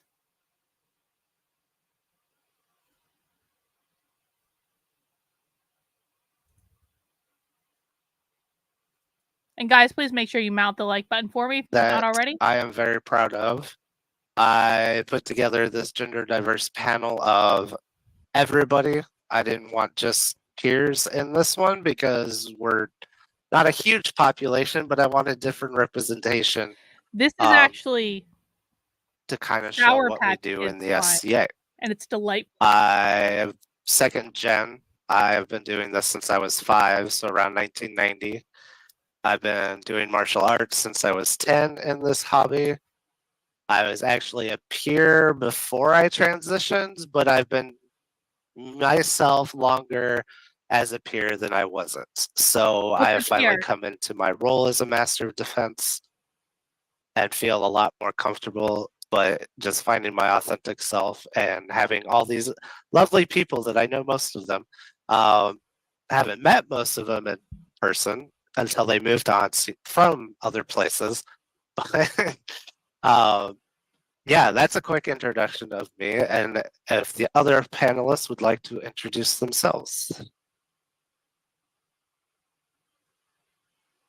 Okay, since I am currently unmuted, I will go next. So I'm Thane Sampson Muskovich. I currently reside in North Shield. This is Stitch. He's evidently giving my companion for part of this because he's very happy in here.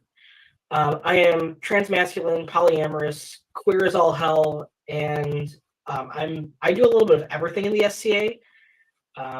I do everything. I pretty much do everything except for equestrian. So that's kind of the short and simple of me. I was a landed baron for 3 years in the mid-realm. Started in the mid-realm, moved up to North Shield for work. And yeah, I'm looking forward to being part of the panel and discussing some of the things that have occurred as part of that journey. And yes, he's a very happy boy and very loud. Yeah, sorry, I could tell the bees were happy because I heard the cat purr. Like, yes, the bees are content.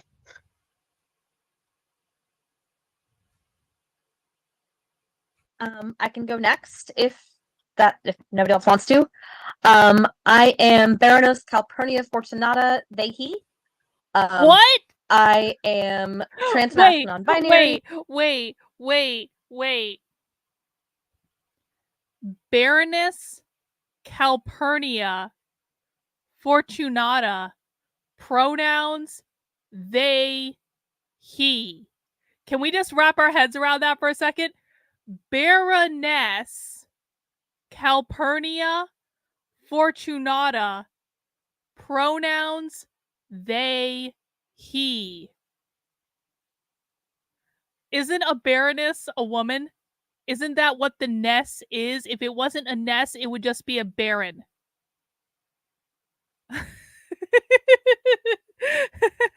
Again. That if nobody else wants to. I am Baroness Calpurnia Fortunata Dehi. I am trans non-binary, but I haven't started transitioning yet.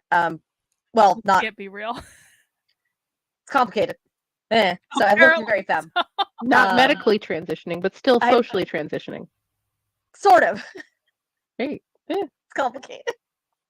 Have to be a baron now. I live in Florida and my parents are bigots. So that's the fun. I am queer, polyamorous, chronically ill, disabled. I've been in the SCA almost 20 years. I am a court baron, and a protege and an apprentice. My specialties are event stewarding, heraldry, specifically voice heraldry. I am Trimaris's Kingdom Court Herald at the moment. I am learning Renaissance court magic. That is my current art sci passion. I'm doing fortune telling as both research and as performance pieces. So that's really fun. And I am also a deputy corporate DEIB officer in charge of social media and education. Oh, so that's about me. Diversity professional. They, he. I guess that leaves me now. I'm Duchess Rafna. I just had my 20-year anniversary here within the SCA. 12th night 2004 was my first event. I'm a knight. I'm a laurel specializing in period games and brewing. So I like to joke that I got my laurel in fun. Trans femme, my pronouns are she, her. Came out within the SCA only a couple of years ago. I've known who I was for a very long time, but I lived in, most of my SCA life was spent in Onsteora, so Texas and Oklahoma. Not exactly the most welcoming of places for queer folk. I'm now up in Ontario, a much more welcoming place, and we moved purely for mundane reasons. Still have a little bit of survivor's guilt for leaving, and I've got lots of friends that are still back in Onsteora, but it was required for personal safety. I've found the SCA to be a much more welcoming place than mundane life ever was. It was my SCA family that convinced me that I could finally show the world who I was rather than hiding behind the beard and the mask for so very long. So I think it's very important for me to be out and public and show other folks that if you're like me, you can do this too here. And we had a couple other people that I was excited to meet on the panel, but since they're in a very different time zone, they were unable to make it, so our panel kind of shrunk. Other than that, we have some great people. So this icebreaker panel help? Because I'll jump in. Do you want panel help? Sure. I'll jump in. I have no problems with that. Sure, introduce yourself. So I'm Ducky. I'm from Kaid, the barony of Starkoffen, which is for mundanely everybody else Las Vegas. But I'm a two-spirit polyamorous disabled person. So wow, two-spirit being like a very specific indigenous gender expression, which is completely outside of a lot of people's knowledge base. Just because one, you are talking about like 573 different cultures. So 573 different ways to talk about what being two-spirit is. But two, just because people's limited Indigenous interactions. And I've been deputy, I've been the deputy DEIB officer in charge, deputy seneschal in charge of DEIB out here, but I've also been territorial seneschal, a kingdom officer, just run up and down the service scale, basically. I fought for a while, but until I got to the point where my medical disability was prohibiting it. So I only got about 4 years in and then had to stop. And then just kind of went service track after that. Yeah, that helium hand, man.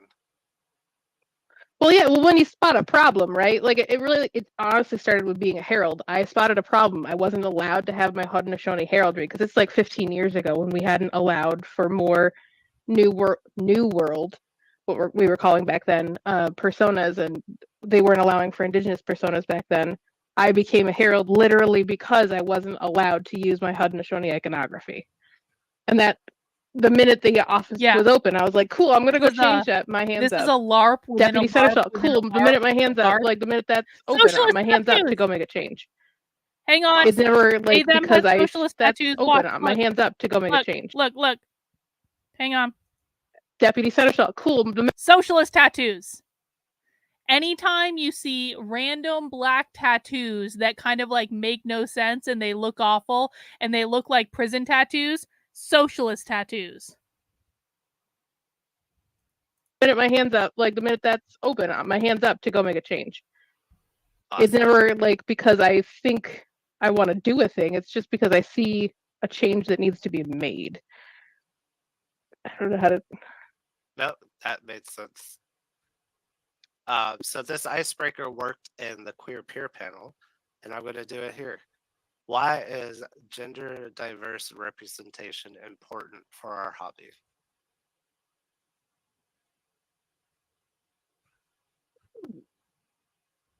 Simply put, representation matters. It is important for people to see themselves as like who they can be. That's really what it comes down to. Like, as far as anecdotes, Seto won Mid-Realm's 50th crown. Second Black King of the Mid-Realm. The first was Jafar. But especially like riding the wave of Black Panther coming out and just the hype around that. Here's a Black man, especially like, right after, George Floyd had been killed and the BLM movement was really kind of at its height, seeing someone who could do the thing and do the thing successfully, that inspired a lot of people. And even like, more, and just, representation matters, long story short. Well, and I think the other part, kind of building off of what Sammy's saying too, is like, if we're just looking at the panel right now, there are 4 different ways of being trans, because being two-spirit is being like essentially like outside of the gender binary. It's being trans. So we have 4 different expressions of what trans looks like in 4 different communities, or 4 different like sub-communities, I guess, because like as a POC, it's different inside of my community versus being outside into Western culture. And so the diversity matters so that you actually get every angle and not what you think that you're getting that angle is. Like, you can't just have one voice out there saying this is what it is for the whole trans community, because Rafna can't speak for me, can't speak for Rosa, can't speak for Calpurnia, can't speak for Sammy. It's 5 different experiences. Even though they'll build under like being trans. Sorry, go ahead. No, it's being billed as under like one umbrella, but like it's 5 different experiences we're having, right? Like, yeah, because trans just means identifying as something other than the gender you were assigned at birth. That's a huge spectrum within just that very simple sentence. Right. No, absolutely. I mean, you just look at me and Hrafna, to both, femme-looking white women, quote unquote. Again, I get misgendered constantly because I am an AFAB person with huge tits and a soft face. So, but you just look at the 2 of us and we have while we might look similar, we have absolutely completely different experiences with transness. Yeah. And I get misgendered the same way because I'm 6'1", broad shoulders, muscles because I go to the gym a lot, and people are like, "Oh, who's that dude?" And I'm like, No, right, exactly. I can be in a full binder with contour and a fake beard on, and I still get mammed. I'm like, how? But whereas you can't even compare that to, like, I mean, you can and you can't compare that to somebody like a two-spirit person whose gender construct is lost and is having to be. And oh my God! So they're having to, or they have it, and they're having to. They're having an oppression Olympics. They're competing for who has the most trans oppression. Hang on. We have to go back and watch this from the beginning. Hang on. Not from the beginning of the presentation, but I want to watch the oppression Olympics again. Fight, fight, fight. identifying as something other than the gender you were assigned at birth. That's a huge spectrum within just that very simple sentence. Right. No, absolutely. I mean, you just look at me and Hrafna, two both, femme-looking white women, quote unquote. Again, I get misgendered constantly because I am an AFAB person with huge tits and a soft face. So, but you just look at the two of us, and we have, while we might look similar, we have absolutely completely different experiences with transness. Yeah. And I get misgendered the same way because I'm 6'1", broad shoulders, muscles because I go to the gym a lot, and people are like, "Oh, who's that dude?" And I'm like, no, right, exactly. I can be in a full binder with contour and a fake beard on, and I still get mammed. I'm like, how? But whereas you can't even compare that to, like, I mean, you can and you can't compare that to somebody like a two-spirit person whose gender construct is lost and is having to be, and so they're having to, or they have it and they're having to relearn it from, like, because like some tribes do have it, like the Dene have, I think, 8 different terms for gender expression, and so they're having to learn those nuanced versions and how to then portray that out into the world in a Western society that is already telling them that they shouldn't exist. And so it's crazy. Actually, I read a news article. I think it was Montana who's trying to legislate trans people out of existence. There's a bunch of two-spirit folks who are suing the state saying, "Hey, you can't legislate out of existence. We've been, two-spirit longer than you white folks have been here." No, and that's it. Those tribes had some of those tribes do have the original words, but they've lost some of them. Others lost, and the reason we use two-spirit is because the Anishinaabe were kind enough to loan us their word for being outside of the gender binary. Awesome. It's a borrowed term. So like some of those tribes are having to reconstruct that, so that diversity tells you what that experience is going to be like in a variety of different ways, and it's going to help us get everybody's needs met if we have these different viewpoints coming out. Yeah, and that's been a lot of my research too, about understanding like Judaism. I think had like 10, 12 different genders. Islam had several genders. So the fact of the binary is actually so new. Yeah, it's so modern. Within the last 150 years to 200 years. Yeah. Yeah. And we only had. And even when you look at old history documents about the patriarchy was confused a lot of times in some lawsuits of like man, woman, man, I don't know. I've and female husband, a lot of the documented cases where they started dead naming people is how historians started finding people that were trans, because the court didn't know what to do with us in the 1800s. That's when a lot of the stuff got documented, because England was very good at documenting that stuff. But yeah, the whole representation part is, I'm seeing youth come out now in the SCA. I love how open Gen Z has been in schools and stuff, because I think I had Caitlyn Jenner was my first, like, I can change my gender. And that wasn't even like a great representation, but that was like all I remember having. but I was very unhappily married at the time. I was like, I can't do anything now. There's nothing I can change, and I forgot about it. So that representation, I think, is also so important to help people identify themselves and find themselves.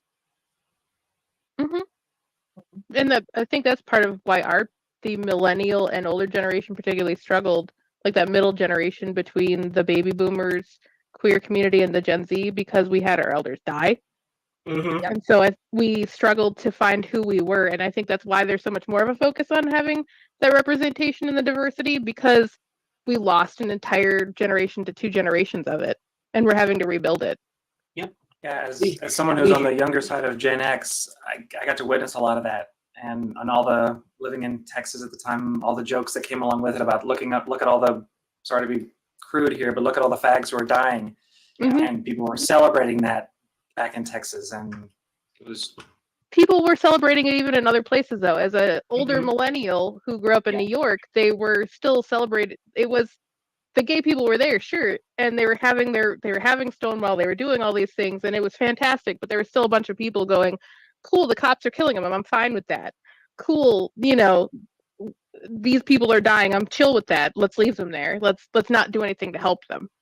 It wasn't, it's everywhere.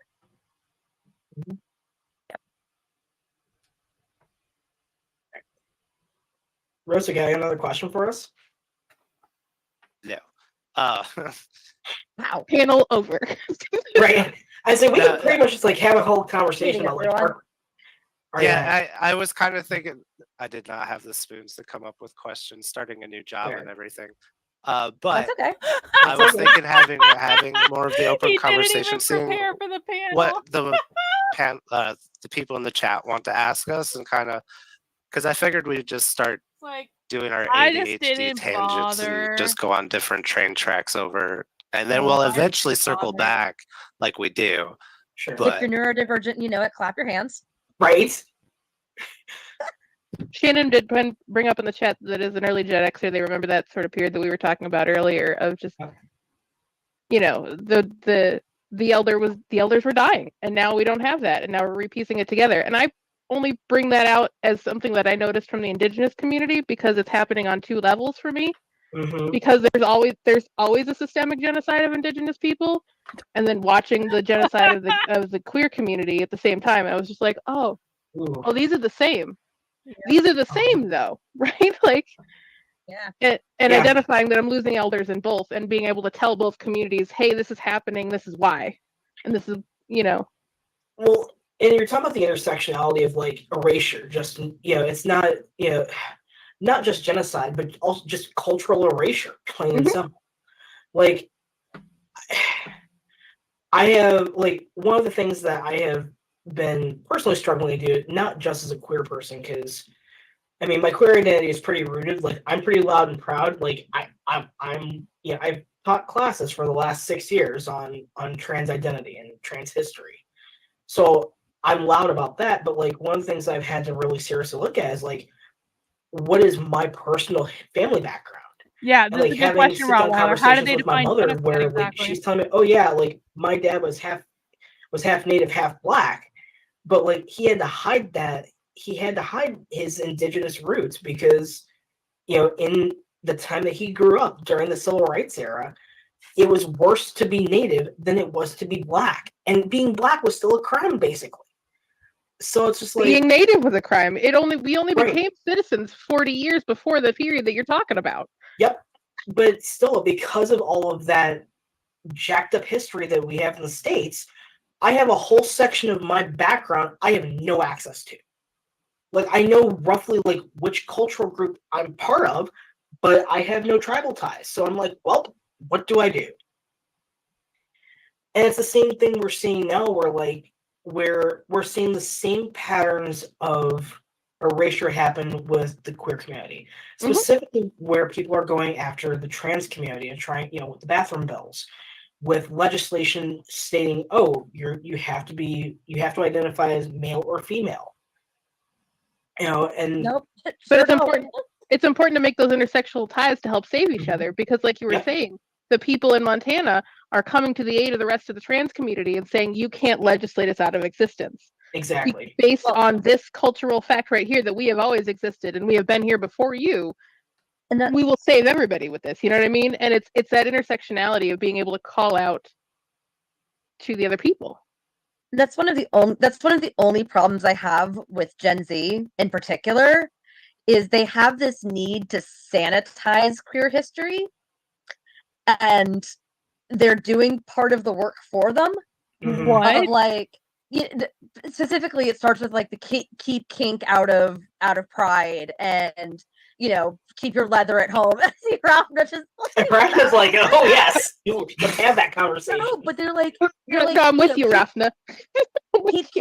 Keep kink out of Pride, and I don't consent to your fetish, and it's like, first of all, if people are covered up and nobody's fucking each other in the streets, pardon my language, it's none of your business. I guess we're not quite. Like, we're not quite in after dark hours. But they're like, well, leather has no place at Pride, and they're not learning the Hang on. Human Centipede is asking a serious question, but there is actually an answer to this. How can you be so obsessed with your personal history and want to be part of the collective at the same time? They're not obsessed with all parts of their personal history. They're obsessed with the indigenous parts of their personal history. That's what they're obsessed with. And remember, decolonization means taking things back from the evil capitalist and returning it to the indigenous collective. So they're basically trying to get clout, is what's going on. Roots and the history of, who came before them, of, Tom of Finland, and the fact that it was leather daddies and who were so visible and so out, and or the dykes, like just to say it, the dykes on bikes were the ones riding with the gay men to the fucking hospital. Like, that's how it was, because the intersectionality came together. Marsha P. Johnson was a black woman first. Yes. She is a trans woman, but she is a black woman first. That's exactly who I just thought about, like with Stonewall Marsha and P. Johnson, everything. Sylvia Rivera. Yep. They were both POCs and that whole, and we as queer folks, like as we're seeing nowadays, respectability politics isn't going to get us anywhere, because people who are the pick me types like Caitlyn Jenner and some other folks, they're like, oh look, we're being respectable, and you should not treat me as badly as you want to treat those other people who are like whatever. They're going to get thrown under the bus just as quickly as they are as any of us will be. So I never thought tigers would eat my face, said woman who voted for tigers. I'll never thought the leopards would eat my face. And that's why I kind of was just like going when you mentioned the whole like keep kink out of Pride. It's not the fact that we're trying to like show how deviant we are. We're just saying, this is who we are. We are allowed to express ourselves in ways that are, like you said, as long as people aren't actually like screwing in public and whatever in our clothes, because we've got our own culture. It might not like completely jive with polite society, but polite society rejected us. They have not allowed us to integrate. So fine, we said, fine, we're gonna go off and build our own community. This is who we are. We are proud of who we are. We're not going back in the closet, and you can't make us.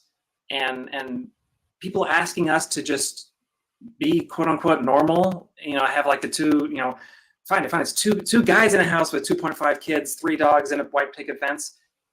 That cancels out our lived experience. It keeps us from. It's hiding who we are, because you're not trying. It's just one step away from legislating us out of existence, which is what's happening right now, and it seems like half the country's gone crazy. Go ahead. Sorry. I was going to go off that with the drag bills, and people in the SCA specifically were asking, if those drag bills pass, how do we dress in the way we want to dress? Like, what is the definition of gendered clothing? And that just, it's scary when you think about it outside of safe states. Like, just trying to participate in the SCA. It's not about this at all. Does anyone want to tell our friend here what this is actually about? What are these people actually trying to do? It is not about being a sexual deviant. It is not about that at all. What are these people actually trying to do? Pop quiz. What is the goal? I'm not going to give any more of a hint than that because I don't think you guys need it. What are these people actually trying to do? It's about abolishing the gender binary. The gender binary is men and women. Another term for that is going to be patriarchy. They want to abolish the gender binary because they believe that capitalism created the gender binary, which put men in the workplace, women in the home, doing the unpaid labor, raising the nuclear family. The nuclear family is the means of reproduction of capitalism, which is what they want to really get rid of at the end of the day. And that's why they're attacking the gender binary. Their goal is to destroy the gender binary. They're fighting against anything they perceive to be normative. Normative means capitalism. Abolishing the gender binary to go against the norm and fight capitalism. Well, it is about destabilizing the system, but that's not really what it's about. It's about fighting capitalism by abolishing the gender binary and abolishing the nuclear family, breaking the norms of society that uphold capitalism, gender binary and the nuclear family in this case. Abolish the gender binary, which upholds capitalism. Gender binary, it is about gender being a performance and transforming gender away from the binary that was created by capitalism. Ultimately, this is an attack on capitalism. Queer is against normativity, abolishing the nuclear family, abolishing normative structures associated with capitalism.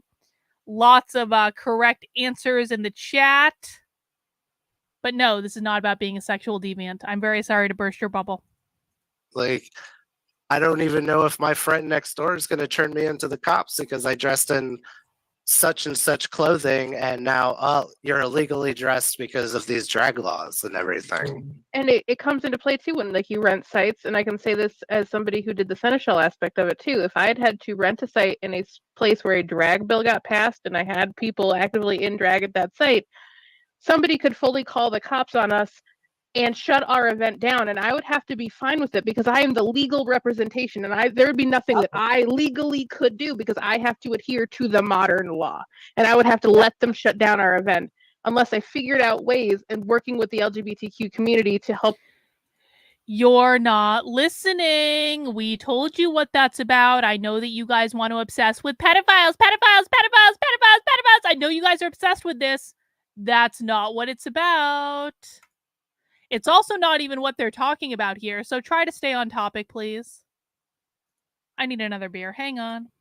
Find ways around that, and that's why you need advisors and like people who will be trusted to get to the positions of power to actually hear what we can do and ways we can fix it, because you're not empowering people in the SCA to deal with it very well.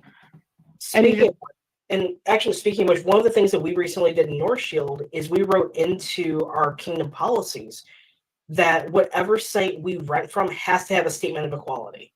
Like, full stop, that has to be part of it. Anything in Canada, it's already written into their federal laws, so we don't have to worry about Canada. But I also, in North Shield, we've got North Dakota, South Dakota, Wisconsin, Minnesota. We still have to, in addition to Canada.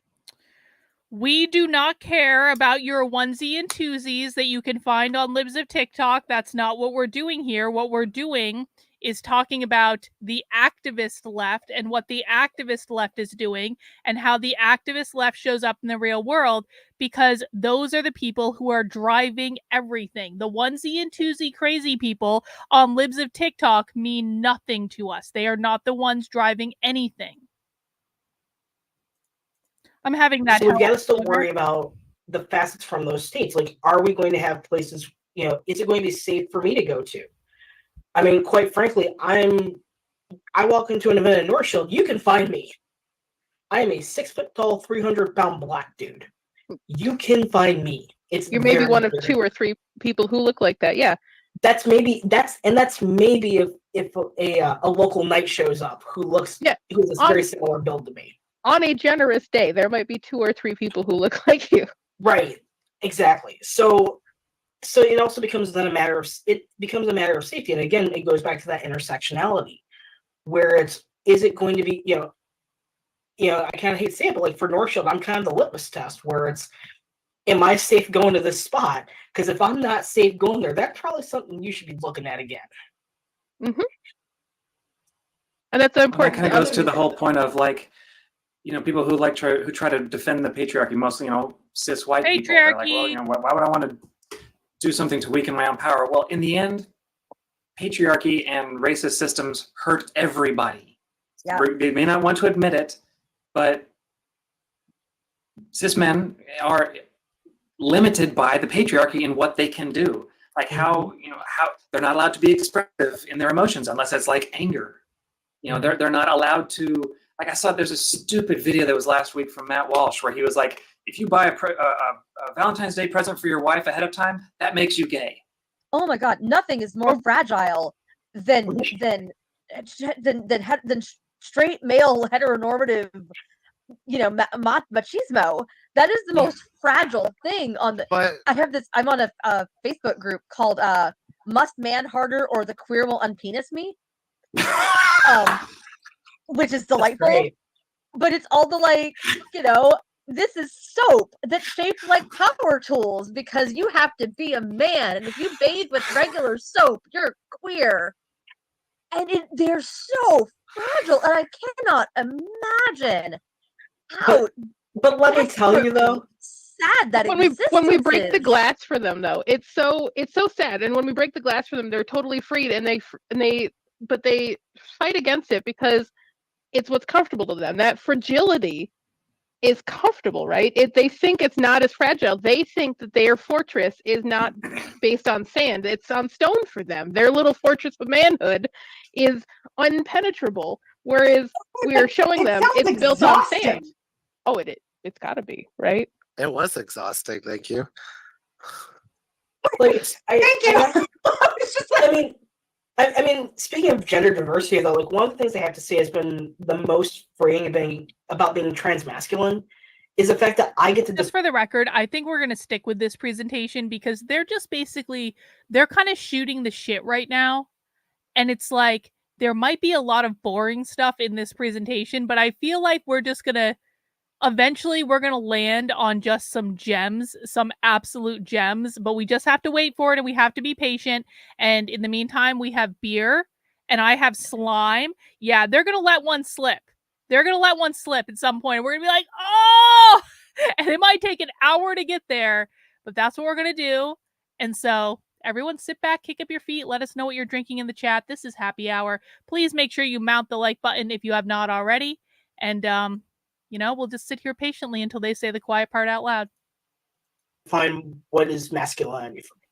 Yes. So for me, exactly, Aaron. It includes being patience soft, and discipline, expressing those more gentle emotions.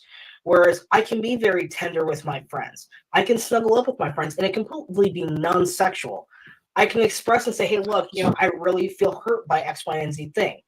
I feel, I actually have feelings and emotions, and it is expected of my friend group that if I screw up, they call me on it, and we have a rational discussion about these things, and it doesn't devolve into anger. And those are all those things that we as queer people in general, we get to rewrite those definitions for ourselves and for the communities that surround us. The one time that I tried to have an honest discussion about being transmasc with my mom, her response was, "Well, honey, you can't be a boy. You were never a tomboy." And I'm like, first of all, mother, that's not every cis man is a is butch. Mm-hmm. Like, that is not a thing. Nobody questions this they question it in cis dudes, but if you were actually a boy, you probably would have been second of all, mother, girl. Ever since I was the time I was 7, I have wanted to be the soft romantic lead.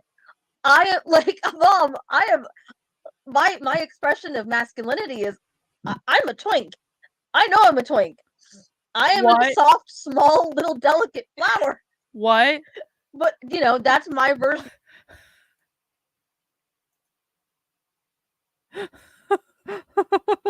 Did we stumble upon?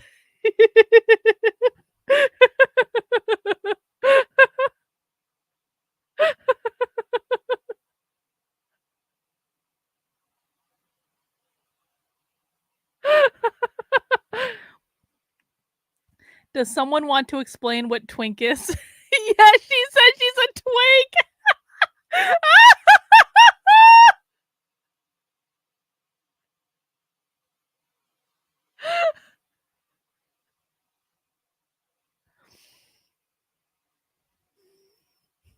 Yeah, the Baroness Calpurnia twink. A twink is I wouldn't say wussy gay dude, but like very young looking, very thin, not muscular at all, like kind of like an effeminate. A twink is like an effeminate young gay guy. It's a well, I mean, yeah, for the most part, yeah, bottom. It's a little gay dude that's feminine. Yeah. John is a twink, exactly.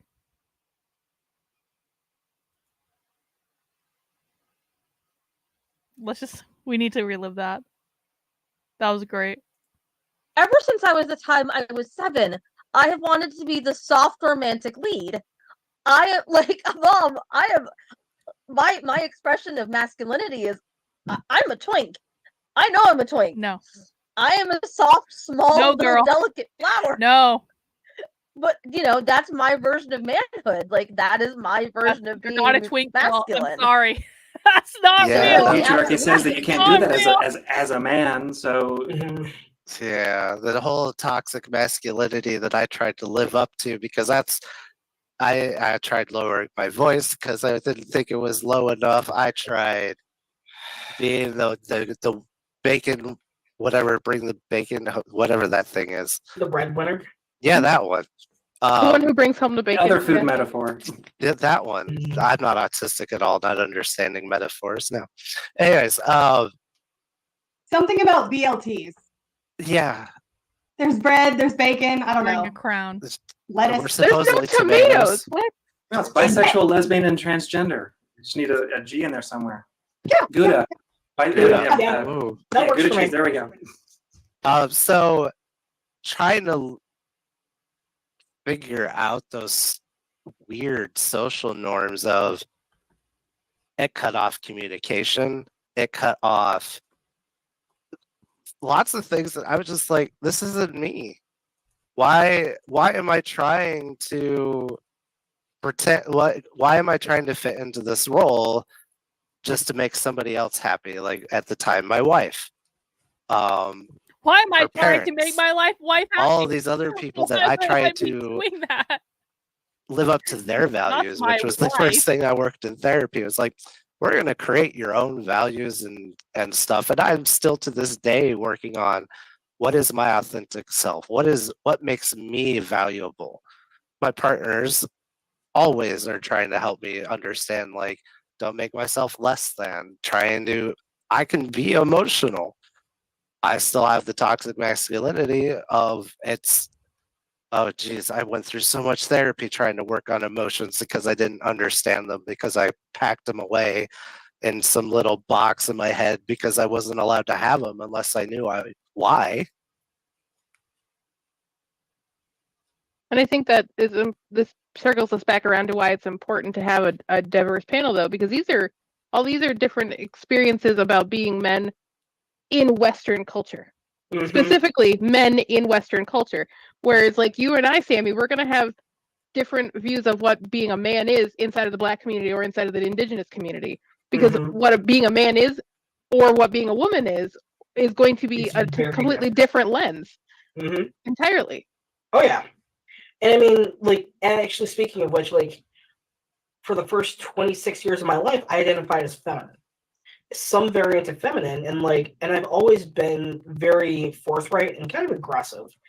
I mean, I've been called pretty much every name under the sun that you can think of, and I still get challenged on that now, even as a trans guy. Like, I get, just because, like, if I show, at work, if I show any emotion that's other than being happy or being content, it's like I get told, "Oh, your mood is bringing everyone down." And I'm just like, it shouldn't be dependent on me, but also two, there should still be space for me to be able to express frustration and irritation and have those conversations with people without saying, "Oh, you're bringing everyone's mood down." Like, that's not my job. They need to own their own emotions. Hang on. Breaking news. Hang on. I need to show you something that Candace Owens tweeted.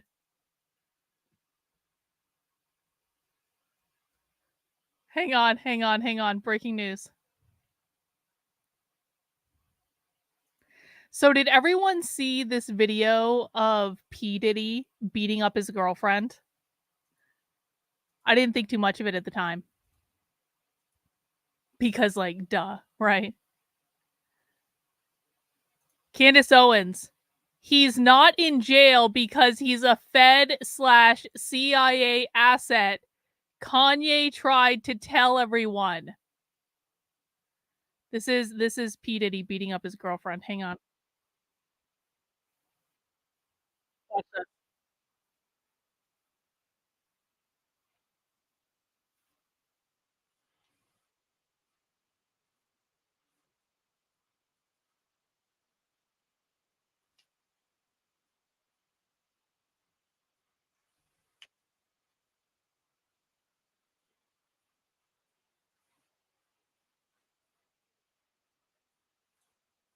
There's no sound in the video, so you didn't miss anything. But yeah, Candace says he's a Fed CIA asset.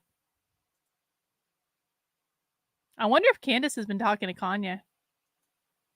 That would be fascinating. All right, let's get back to our presentation. No more tomfoolery or shenanigans. I understand, yes, that I'm a very dynamic personality. I do understand that, but that's still, and when it's like, what do you want from me? Because I'm getting two different messages where it's, when I was a woman, like I was too aggressive, I was too assertive, I was too this, but now as somebody who is identified as masculine, oh, be more soft, be more uncle-like, be more cousin-like, and it's just like, yeah, no, that doesn't really fit for my view, especially right now where I'm trying to move in a space that is predominantly dominated by white cis folks. That does not flow for me. And again, it's that whole intersectionality.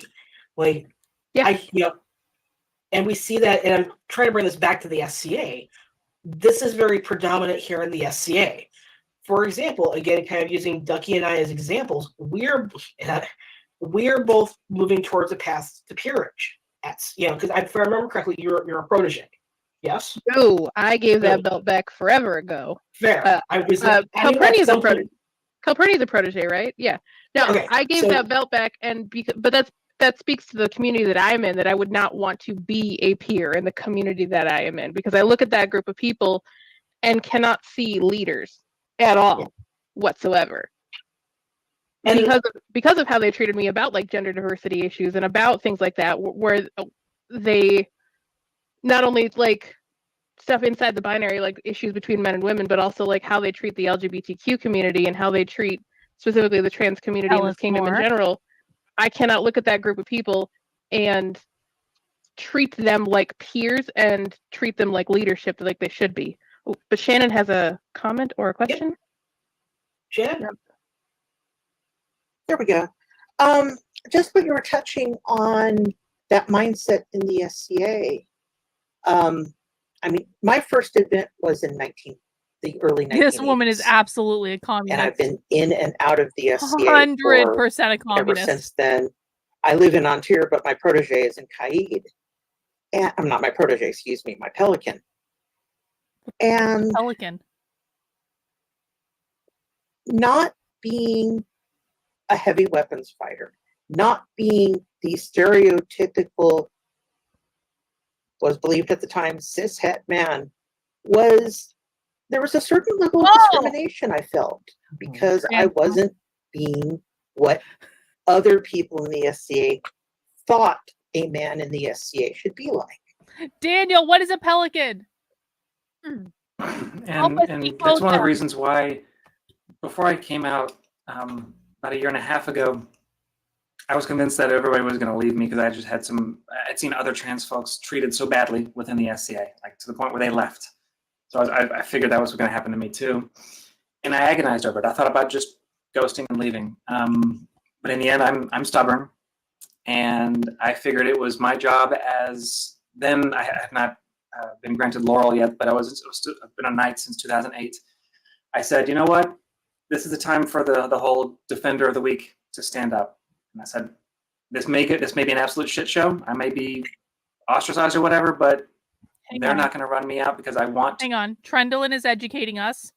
Members of the Order of the Pelican are recognized for great service to their kingdom or as a society as a whole, usually for many years and without thought of reward. They are chosen by the crown. All right. And then Daniel pops in with a link. Thank you. Appreciate it. To show folks that there is a place for them here. There are people who will support you. There are people who you can call family, like I found. And thankfully, my experience was the exact opposite of what I thought was going to happen. I'm actually enough of a data geek. I took a snapshot of my friends list before it came out, and then about a week afterwards, and I compared the two to see who fell off, so I knew exactly who to avoid. There was a couple of surprising names on there, but the majority of those folks, I was like, yeah, I figured that was going to happen. But the point is, this kind of moves all the way back to the whole representation thing. Is I wanted to show folks that there is a place, and to this has happened about a dozen times or so since I came out. I've had folks come to me and pull me aside and say, hey, can I talk to you for a minute? And they're like, thank you for coming out and showing. I'm starting my own gender journey, or whatever. It could just be coming out as as gay or bi or anything else, but just the fact that they see people being public about who they are, and more importantly, the support that they're getting from allies and other folks is so critical. And that's why everybody should be as out as they are comfortable being. I would never safe to be. Yeah, exactly.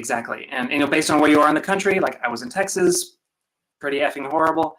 Other places like where I am now in Washington State, much more accepting. And it's without the representation, without people who are willing to stand up and say that bigotry is wrong, we're not going to make any progress. And I don't expect everybody to fight that fight. I don't even expect everybody to fight that fight all the time. There have been plenty of times where I just don't have the emotional spoons and I need to step back. But this is why we have a community. We build a community so that way somebody needs to take a step back. Other people can fill it. Going back to the shield wall metaphor, another shield steps in and plugs that hole against that bigotry and that hatred. The Sixica use a teepee. Hmm? The Sixica use a teepee. What a lot of people would know as Maslow's hierarchy of needs actually came from the Blackfoot. And the Sixica use a teepee metaphor is somebody in that community has to go and be the support for the teepee, like has to be one of those the long poles, and you have to hold that pole, and it's hard to try to do its job, but you have to swap out every once in a while so the pole doesn't break. It's the same idea as that shield wall. You have to swap out every once in a while so the pole doesn't break, so the shield doesn't break, what have you. I was talking about that in one of my classes in my class I was teaching earlier about, we can't pick your battles. We can't be everywhere all at once. We will die. Yeah. We just can't. A bundle of reeds is stronger than all of them individually. We are stronger together. Yep. The other thing, this is not an obsession with the self. They're constantly talking about being part of the community, part of the collective. How could that be a obsession with the self? They're barely talking about themselves. They're talking about how they fit into the larger community. Too is that I think becoming a peer is important because you can change the inside of those circles, but I don't think that we should allow people to let becoming a peer become everything, even when they are part of a marginalized group. And I think that this is important because you can be an elder and a recognized member of your community without any sort of peerage status being bestowed upon you. That is something that I learned last year very well, that I don't ever have to be a peer for people to expect that behavior out of me, that level of community leadership and that guidance. I don't ever have to actually get the accolade for that to be expected of me. Somebody's just got to decide one day that I'm somebody worth listening to. And that's the accolade. That's it. Yeah.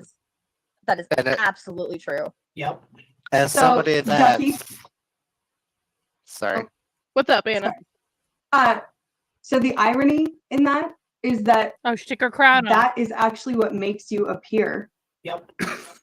and then it's just for the crown to recognize you.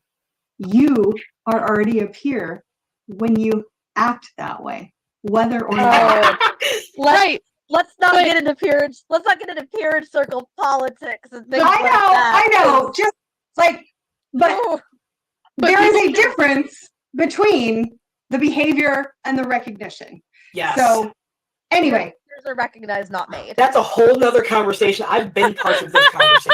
it is accurately, but we're back to this is a LARP within a LARP within a LARP within a LARP within a LARP. These people live in this world. This is crazy. I want you to know, I recognize the wonderful behavior. I just think we should use empowering language to have people be those kinds of people without ever having to get the recognition, because if you are waiting for the recognition, it will never come. Yes, it's a mirror world. If I waited for recognition for half the things I did, I wouldn't have been in the SA. All my awards except baronial are martial arts. And I've been Sinitial and other things, but I'm here because I grew up in it. I wrote the youth rapier rules because I had the privilege to start when I was 10. Well, and let's be realistic. The average time for folks to earn or be recognized as peers is like 10 years, which means we're basically hamstringing ourselves if we're waiting for that recognition. Yeah. So we have to actually do the work, no matter if we have been recognized or not. Otherwise, we're going to be putting this on hold indefinitely. Yep. And then you get into things. Then you get into things like peerage and disability, and some. There's all sorts of. That's a whole different ball of wax, because the concept of peers. Not every single one of them wants to Not every one of them wants to confront the way that the system has already pervasively invaded our game. Yeah. Well, and Your let health me is get hold- one final your health point is holding on- you back from. Your health is holding you back from being a peer is a fun conversation. And there's one point I want to bring up, that when those of us who have earned a peerage or just leadership in general, one of my biggest frustrations in the outside world, the mundane world, is folks who do what's called pulling the ladder up behind them, meaning they get to a point and then people help them climb the ladder to reach the level that they've reached at, and they're like, okay, great, and they pull the ladder up after them so no one else can get up there with them. So basically, I got mine and you for everybody else. Yeah, that kind of behavior is one of the fastest ways for people to lose respect in my eyes. So if somebody's in a leadership position, whether it's a peerage, it could be a baronial, like a baronage, or it could be royalty, it is so important for those folks to then fight the battles for everybody else who needs that assistance. Whether it could be an ability thing, like you were talking about, Calpurnia. It could be because they're queer or a person of color or anything else. Those other people who need the help need to be fought for by folks who are privileged to be in a position of leadership. Yes. Well, that's my pelican, when she goes to elevations and gives advice. The piece of advice she always gives is, remember where you are now. Don't judge people based off of where you're going to be when you vote on them, or you look at them, or you're trying to help them. Compare their situation to where you are now when you're in the same position. So. And that's one of our weird tangents that we went down. True. But being in a martial Hormaxer would like Prafna him. and I can talk about having marshals peers and how I'm echoing off of somebody. Anyways, having just the systematic problems of gender alone, like trying to keep it equal with men and women just on the binary, let alone trying to have other Binary reasons is the to biggest do problem. things. So yeah, if we Don't tried worry to, that's about a it. whole It's not worth different talking panel about. that we kind of touched base with the Maesters of Defense. There's YouTube channels on that we already did. But yeah, that's a whole different can of worms. But for me, getting elevated and then becoming I was a peer as a cis male, and then I started transitioning. The imposter syndrome was huge. because I have to keep reminding myself I was this person the whole time. It just took me a while to find my identity, and not I was elevated because I was male. It's like, no, I was still very autistic. I just didn't know it. I had a lower income bracket, so it's harder for me. It literally took my mod paying for hotel rooms to make me look like I had more financial income than I did. And it took a community to get me to peerage because of all those barriers that we put up, and I advocate for that now as we're having peerage Zoom meetings instead of at events. Our peer meetings are bigger because certain health reasons people can't go, and this puts down an understanding of looking at everybody that we want to elevate with just looking at people that lost an eye recently, or Penzic War.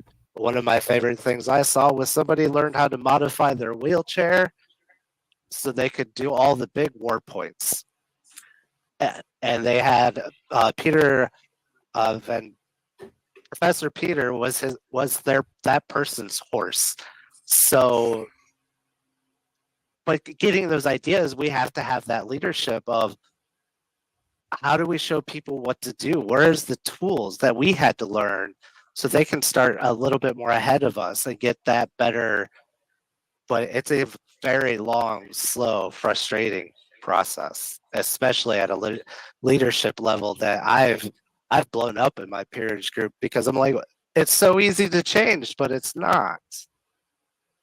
One of the most dangerous fighters I ever encountered when I was coming up as a squire was a guy named Richard who was in a wheelchair. He was a paraplegic, from the waist down, his legs did not work. But because he, as he said it, walked around on his hands all day, meaning he was rolling himself around, he had big, huge arms. And if you got in close to him, he would murder you straight up. And it was, if you could stand toe to toe with him for, a minute or two, you were doing pretty damn good because he would clean your clock. And unfortunately, he kind of dropped out. It was probably, I don't know, 2008 or so, just for mundane reasons. But it was so inspiring to see him. He fought both singles and on the melee field. In fact, there's a great meme that I haven't seen in a while, but basically it shows him kind of rolling himself down a line that said, if he can get out there, what's your excuse? Kind of a thing. And it was just such a wonderful guy. I'm sorry I didn't have the spoons that day. Okay, that's my.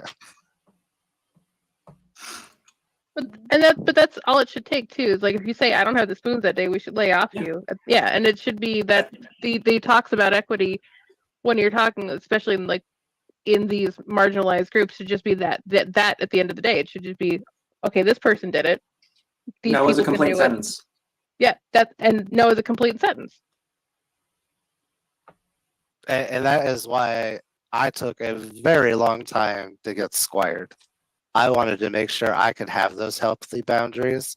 Like with Protege and Laurel, Apprentice, too. Like before I even decided I wanted to really pursue other peerages, like I really needed to know what my boundaries were because I was learning those last couple of years. I couldn't even attend. I was getting panicked. What is involved in this stuff? Like, I don't understand. Like, this is a hobby. This is a hobby where you make clothes and you get dressed up and you go do fake battles and like why are they talking about like this in terms of having to do deep-seated thought about whether or not they want to be a fucking squire? What is involved in being a squire? What is this? Daniel, you have to help us understand. Attacks after a couple of hours at a crown event because there was just too much people.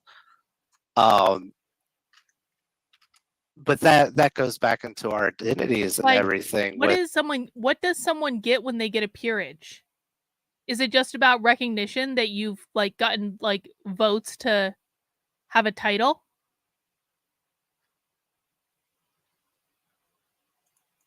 Gender and what we view our values and roles are helps us choose the people in our lives. Like ever since I've been out, I'm finding so many more authentic people. I'm finding people that they're learning from me, and I grew up with them being a second gen. Like, I have friends that used to never talk about their mental health are now asking questions about anxiety and hoarding food, even if it's expired. Like, is this trauma related and stuff? And a lot of us can relate to having trauma with just gender roles and things and let outside of cultural and other things. But yeah, just starting by advocating, as I've seen the change very slowly.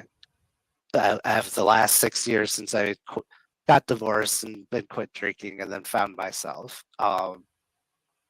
We're starting to see crowns be a lot more aware of accessibility issues. Like I know of a couple in Onsteora where if you are somebody who doesn't want to be called up into court because it's just an anxiety type of thing for you, they will, if like you're going to be granted your AOA or some other award, they'll just come find you and do it off to the side, make it as low stress as possible to meet your comfort levels. And it's that may seem like a small thing to anybody who's not, who doesn't have anxiety in this particular case, but again, awareness. You have to show people that there is a challenge, there's a problem. Is everyone in this autistic? Is this like one giant autistic community where they channel their autism into like recreating medieval clothes and fighting battles? Are there people in this that are not autistic? Is this basically like the Libertarian Party, but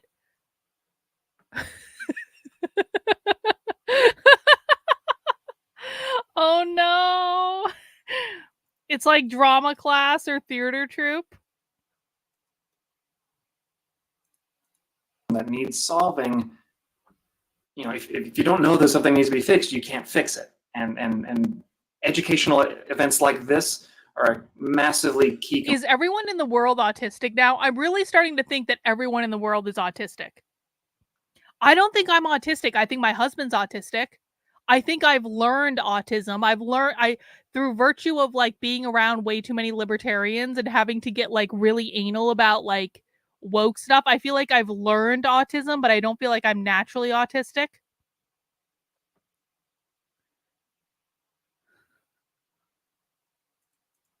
Component to that.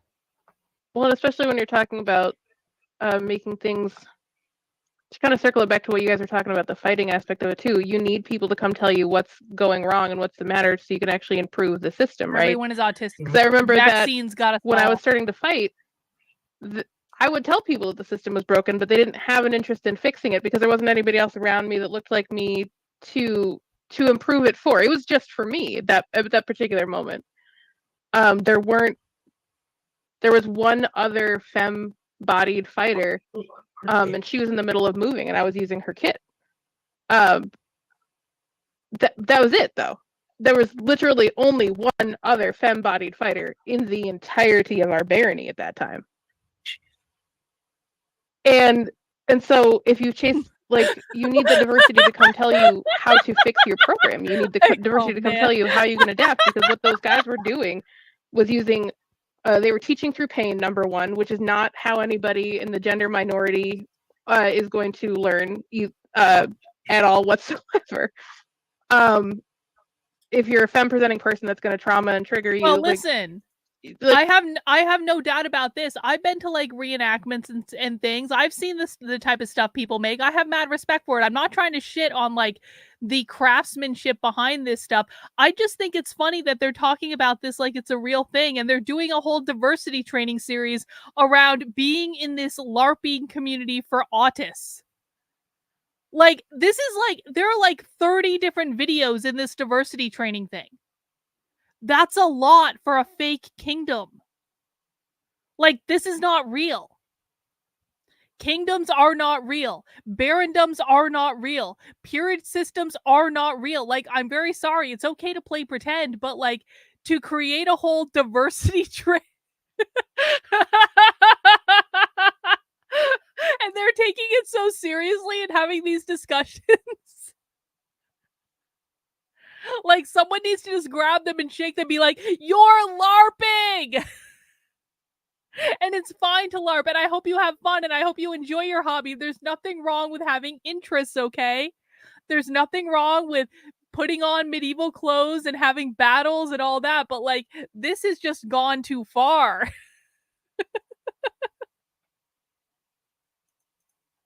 There's lists of reasons why training through pain is not going to work. And they were doing that, number one, but number two, they were assigning their like male machismo to it. And so like if you jump, like it's jump when you feel froggy for this bear pit, but if you don't last 4 or 5 deep rounds deep, Wait, and you give up after 3 because you know your gap. Aaron, you got kicked out. I got kicked out of an SCA party because my costume wasn't correct, period, in time.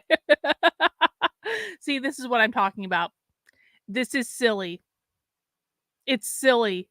They should have helped you. They should have given you advice and like helped you create a better costume for next time.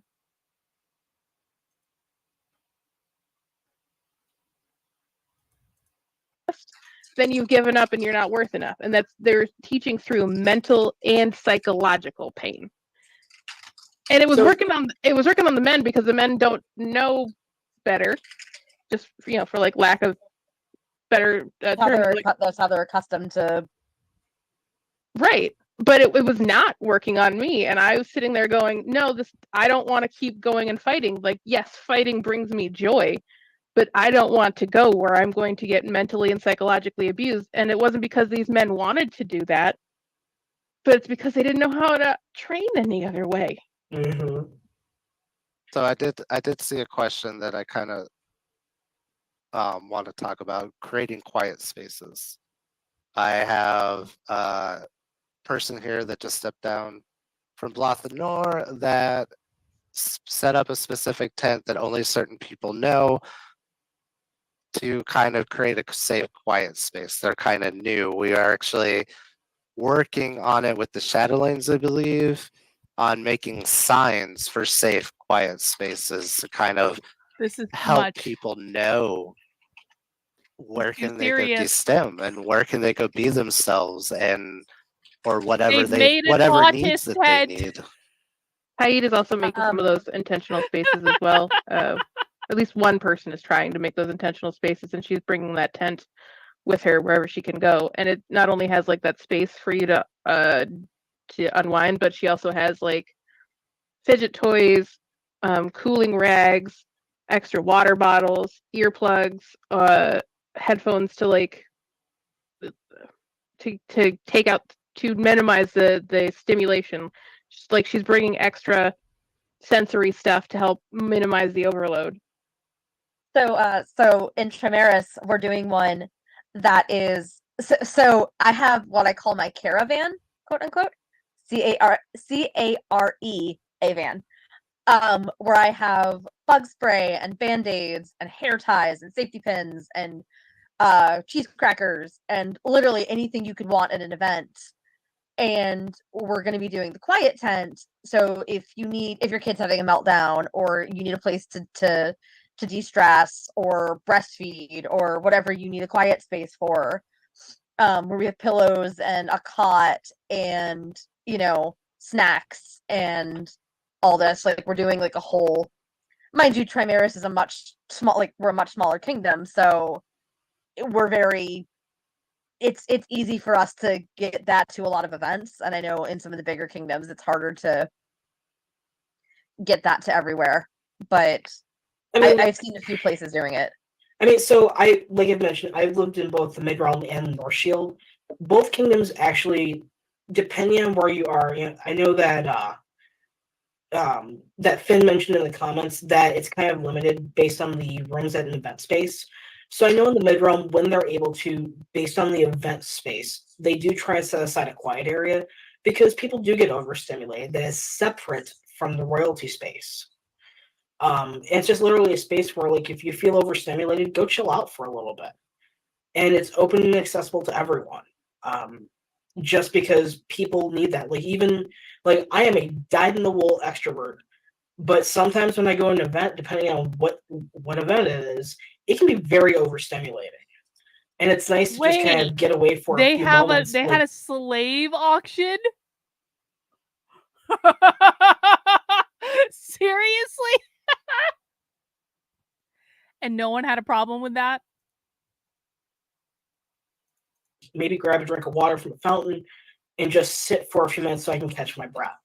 And then I can go back out and re-extrovert and be kind of this, be the Uncle Tiger that like most people know me as. But it still allows people to do that. And, and that there is a lot of value to that. I can verify that. I'm from Cinnabar in the Mid-Realm, and our last 2 events, it's been like a star focus for us to have those spaces out there for us. A lot of people have been super appreciative of it. I personally was, because I am I have really high anxiety. And so when I get to the point where I'm like, I don't even know why I want to cry anymore. It's so nice to have a space where you can go and you know that people aren't going to like come up to you and like try to make you do things or bug you for certain things. Hang on. Aaron, I feel like you're making a confession that we didn't ask for, but I'm going to enjoy anyway. A woman bought me, this is Aaron's talking about the slave auction. A woman bought me to paddle me with a wooden cutting board till I screamed because she wanted to break me. The cutting board broke. TMI, Aaron. TMI, but I hope you enjoyed yourself. It's like, I just need like 20 minutes to chill out and get back into things.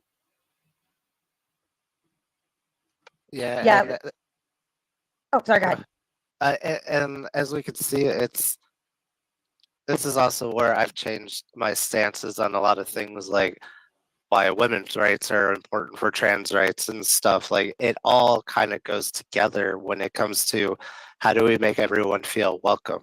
And safe spaces are very important. Quiet spaces, especially for people that are learning to unmask, to try to become themselves. Like, I get way overstimulated than before.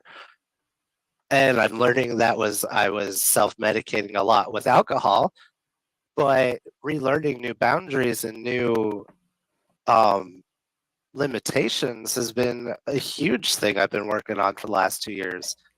And it With was a my black gender woman who bought identity, you at the slave like auction to the paddle social you? anxiety of being around people that I'm not sure how they're going to react to me because I don't quite look the Well, then gender it's like I'm totally supposed fine. to be. Tier's been great at making me Yep. feel very Unmask, welcome. we found the And I know I Gnosticism. have that privilege of the kingdom James that I'm will be living in thrilled. to do that. And not everybody does in the known world. Part of the reason I still wear femme garb, because I'm in Florida. Yeah, and I will freely admit that a big chunk of why I was received so positively even in Ansteora was because of my quote unquote rank within the society. I was already I'd already won crown twice at that point. I was a knight. I was very well known. If I was someone who'd been playing for a year and I came out, I will admit that my experience would have been completely different.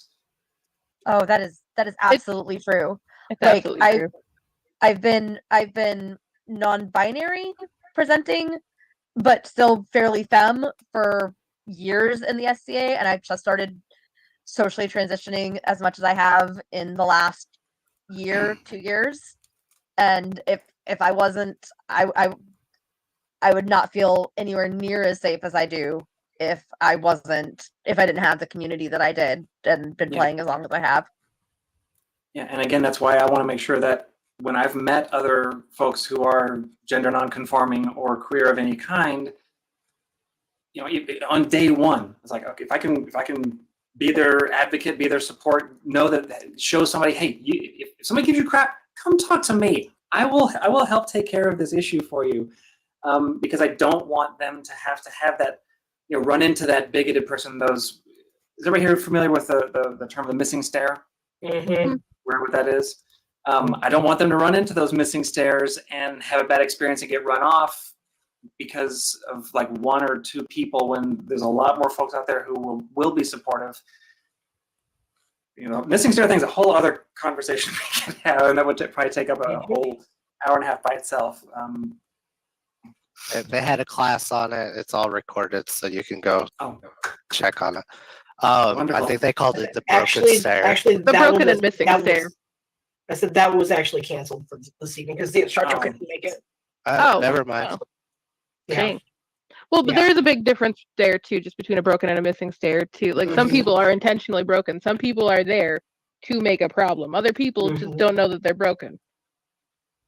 Other people don't know that they're missing. And so Thank there's you, kind of a Gene. I was about difference. to do something similar. Yo, Yeah, look at and this. that's- Look at this. Look at this.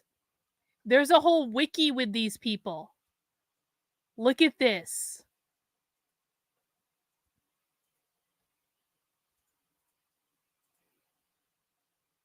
They have their own wiki.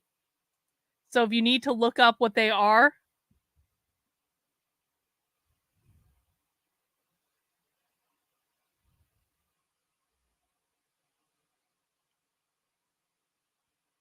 I'm not going to read the whole thing, but look at this.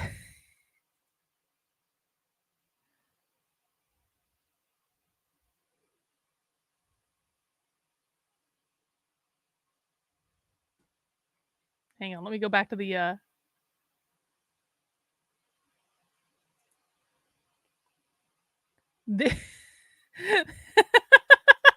All right, we're not going to spend too much time on this. I just wanted to show people. We have about 20 minutes left of this presentation, guys. We're going to stick it through to the very end. It wasn't quite as crazy as what I was hoping for, to be honest, but it's still, I mean, it's still just a fascinating glimpse into, I suppose, an alternate universe.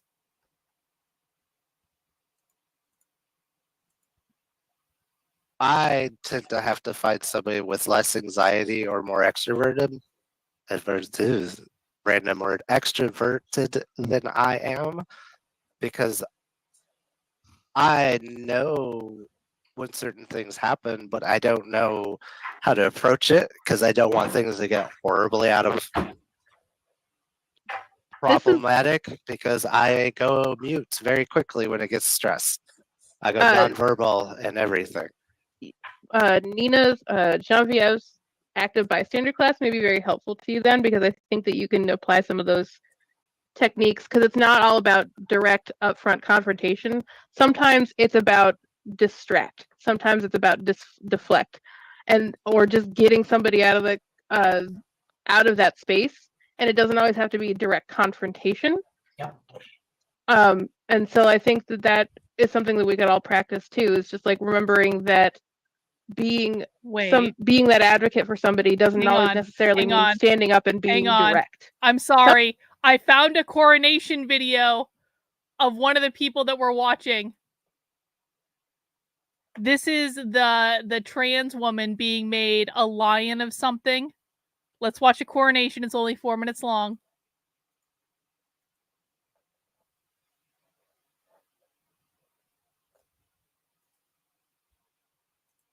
We find make court most interesting. Little personal touches, little recognitions of what we're doing for each other. I'm going to kind of peel back the curtain a little bit. Some of the stuff we planned years ago. It was around the beginning of the quarantine, we said, hey, let's do another raid. We started trying for it again. And it was around about that time when I started thinking, oh, I got an idea for some sketch comedy. In fact, Your Grace, Rob, this involves you. Come up here, please. Yeah.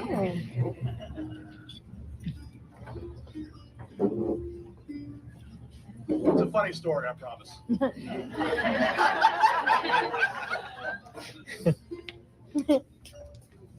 You see, around about that time, when we said, hey, let's start doing this for real, that's when I started growing my hair out.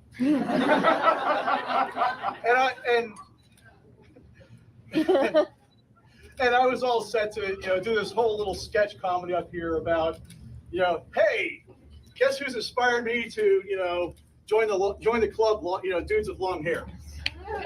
Well, our understanding of things has greatly changed since then. And so instead of doing that sketch comedy, I'm telling you a funny story about how I thought of you. I gotta say, the all other things aside, that's a fun group of people. You just see you have His Grace Duke Ulstead. You have one of our hosts, Master Avar, Master Kenrick, Master Phelan called Pug, Master Kalen McGraw, Master Eric Lee. That's an inspiring bunch. You notice they're all lions.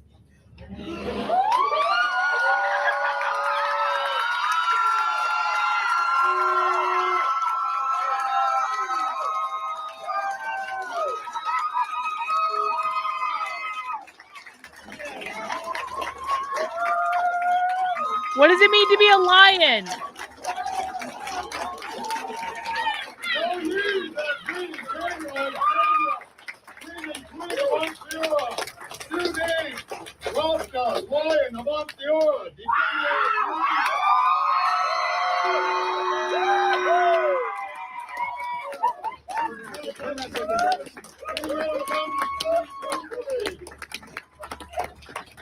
Good gentles, make no mistake.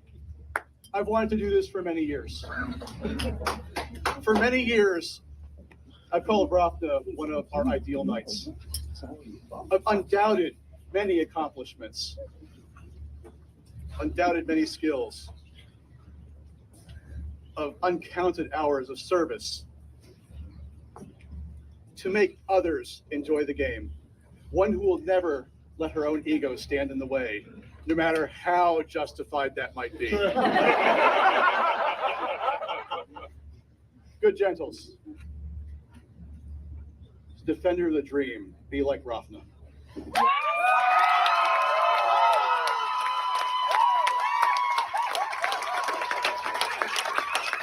Diversity, everyone. Diversity.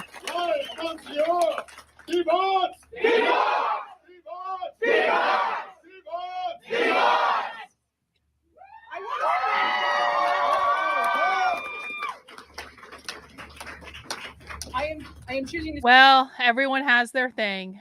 Everyone has their thing, I suppose. Congratulations, Hofstra.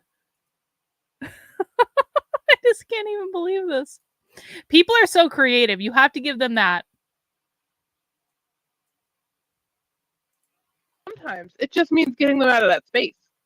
Sometimes it's distracting from what's going on over here to tell you that someone else get them over here and address the real problem. And you need a couple of people, a couple of advocates to go, look over here real fast while the other people scurry away. It was called How to Be an Active Bystander. Yeah, I think it's see something, say something, how to be an active bystander, something like that. Yeah. She is going to put it on her Voices of Color channel, like the bigger expanded panel on her Voices of Color channel. So that is something to look out for. Oh. That was good An because I order of wasn't sure merit. what that class meant. I was like, okay. But then again, I was trying to save my social spoons for the class I was teaching and the two panels. So I'm like, I'm just going to focus on my room. But that's things I've had to learn with boundaries. Like, I had a full-blown meltdown Saturday at I 12th know, on Nick tier 12 Shades. night It's because very upsetting. I thought I could do all the things, and I Very pushed myself because I upsetting. really wanted to do the queer parade All right. and I told you the dancing loud and everything. shave. But I started shaming myself. But I have people in place to help me come out of that. Just be like, no, you're learning your new boundaries, and this is why having hearing you, it's like I do go and I probably do more in the active bystander stuff within the limitations of my social ambivertism or whatever you want to call it. So yeah, that'd be really cool to see that class to kind of see how what I can improve and what I'm doing.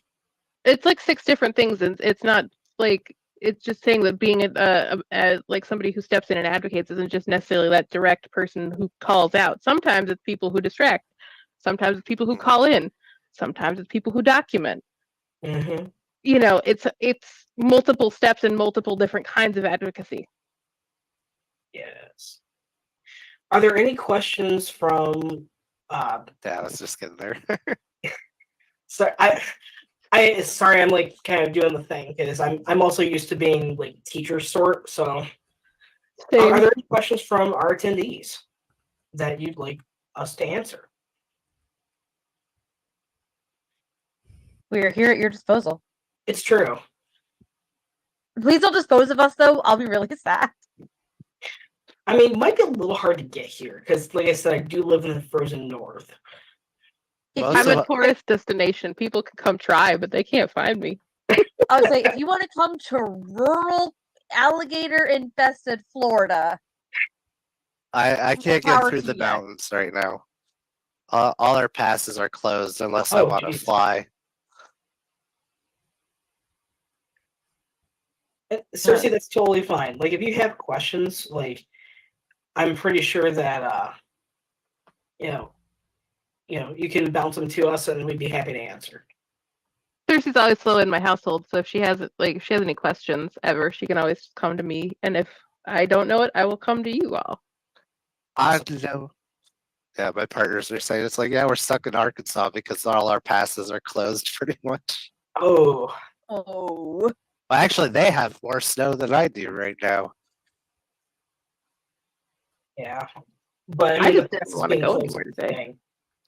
Okay, so finding your new normal is a big challenge when you have a big life change, like accepting your identity or being diagnosed with a life-altering illness or disability. Yes, I was expecting a question, so I read it out loud. Should have read it quietly first. It's all Thank good. you. That's a great, it's a great discussion point. But yeah, Yes. Fanny is absolutely correct. I dealt with both of them at the same time. I started realizing how transmasc I am at the same time that I was dealing with cancer and lupus. So, like, that was super fun. 0 out of 10. Do not recommend. Don't double dip. Only pick one. Too many battles. Put one down. Have you been talking to Sometimes my you want to put therapist? them down, and like the rest of society doesn't let you. No, and I don't mean that in like the sense of like they keep doing things, so you have to respond. I mean, like, people now recognize you as the person to go to for this thing, and so now that you've picked it up, you can't put it back down. Right? Oh my Like, God. for so many people, there's not that many indigenous people in Kaid. There's like me and Ocelotl and I think Saribo, and like there's like maybe 4 or 5 of us total in Kaid who are like being very out and proud about our indigeneity. But for so many, it was me for so long, they come to me first without talking to these other people. Like, I'm the only indigenous person. Oh yeah. No, Yeah. I have definitely got you're the only queer or you're the only trans non-binary person we know. How do you they them? Yeah. You are the token. I We had have one lady, like, she was like, well, I want to respect all of you. Like she's gesturing to me like she means like all of my different personalities. And I'm like, ma'am, you mean so well, and I love you so much. Shannon raised This their is hand. not how this works. Yep. I was just touching on the whole new normal thing, and I mean, SCA wise, when they disbanded the cryogenet, I was adrift. I had no idea. My whole identity had been wrapped up for so long with helping people and being a cryogen and doing that. I didn't know, and I'm still not sure where I'm going at this point anymore. When I went back to school, suddenly I'm in my mid-50s and I'm surrounded by people that are literally the age of my offspring. Transitioning, I'm suddenly very much in the same thing. You know, it is important that when you have these life-altering experiences, welcome, even if Erin. it's something in the context of the organization or hobby you have, that you try, that not only do you acknowledge it, but, that other people can try to acknowledge that, hey, I understand what you're going through. You're still accepted. Just my 3 cents. Yeah. Yeah, absolutely. I just finished my master's degree in my 40s, like a couple of years ago, and I had the exact same experience. I went back to school, and there was actually more than a few folks like me who are coming back, mid-career to earn their master's degree, but there's a lot of folks who you can tell were straight out of their undergrad, and it was actually kind of interesting from a sociological standpoint to look at like the skills differences between the two, because I could have told you how to do a lot of cool things in the business world and blah blah blah blah, but like some of the like straight out of school skills I was lacking because I hadn't practiced those in a decade. But the reverse was also true. Someone could have done some calculus, but they couldn't have told you how to actually apply it in the real world. So the best teams I was ever on those group projects were ones where we had folks from both groups working on the same thing, because we had that diversity of perspective and we did some really good work. So another good example of why diversity is awesome. It's kind of interesting because I just started grad school this year. Awesome. I am in the grad program, and there's about 10 other people in my cohort, and all of them are in their early 20s except for me, and having that different perspective, I mean, there are things they will come to me to get my opinion on something because they figure I've been through it or I've seen it. And there are sometimes I'll come to them going, hey, what do you think on this? And it's actually kind of funny in one way, because there is one member of my cohort who is trans-mask, but has been transitioning since he was 17. I've been doing it since May. So he's become super protective of me in that regard. And it's kind of funny and touching at the same time. Oh, I'm so glad you have that though. Like that's such a really good, wholesome relationship. I'm glad you have that. But I think that it speaks to the importance of the intersectionality too, because that person is way ahead of you in terms of generationally how what they understand about coming out and about being trans and about the history, and like they're literally like generationally older than you in that knowledge because they've been out in the community since they were 17, right? Whereas you are you are generationally older than them in other ways, and can the intersectionality actually helps you both, because it fills in the gaps that you both have. Exactly. And since we're looking at time, Baroness Anna had a question. Okay, so for those of you that weren't in the panel prior to this one, I'm polyamorous and bisexual, which means I have become a major, I think Ducky described it as, the center TP pole, if you will, for people that want information about things like, hey, how do you do polyamory? Okay. Mm-hmm. The token, there's other people were calling it, yeah. Yeah. Right. So I've found, for me at least, that it's very important for me to set clear boundaries about when I am available to discuss these things, and thank you, if Gwendolyn. I want to discuss these things, and if there are certain topics that are off boundary or off limit. This is crazy. What sort of experiences do you have pertaining to setting limits specifically about your experiences and discussions? Sorry, that's kind of a big jumble of bleh, but there it is. Yeah, that's fantastic. I love that question. I was reading the chat about all the different poly people in the chat. I will swear to God, stack of pancakes is the overlap in these circles. I have the poly problem. I have the BDSM problem. Like sometimes I had a count come to me.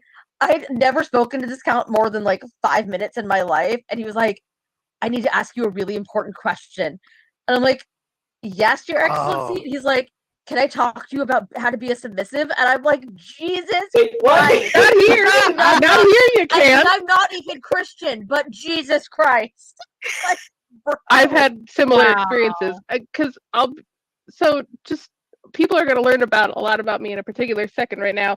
The same guy I went to the Brazilian Jiu-Jitsu gym with was also the same guy I ran a BDSM convention with, was also the same guy I worked in his law office, was also the same guy who I was on his crown reign. That's all one dude. I love it. Pancakes. Yeah. Venn diagram is a circle. I literally just dropped my cell phone. I'm hungry now. Which is funny because that is what I'm planning on for dinner with strawberries and bananas and blueberries. I'm just saying, queer breakfast club, queer brunch club, we're there. He was also poly, but he just didn't like the poly community out here. So like that's one dude in 5 different communities. There's no way I could have avoided him if I tried. Intersectionality. right. Communities run small. I've had these questions. Fortunately, a lot of people that ask me are, can I ask you a question? Is always the start. And I'm like, not right. And unfortunately, with the people that are in my life, I could usually say, not right now, or you can ask the questions and I'll answer them when I have the energy. The interesting ones were like, how did you know you weren't the gender you were? And I'm like, that is a very long answer. Why are you thinking this? What has come up in your? I kind of deflect the question back to them, like, why do you want to ask me this? Is there something going on? It's like, well, blah blah blah blah blah. Like, they'll start explaining, like, well, I feel like I'm female or male or whatever, but outside of the gender binary, like, it's just weird. I'm like, yeah, that's a whole lots of life experience you're going to have to start thinking through, and what makes you happy in the end is what I usually end up telling people. But yeah, oddly enough, I haven't gotten the kink, but I keep mine pretty quiet on Facebook, and the polyamorous people are very aware about that.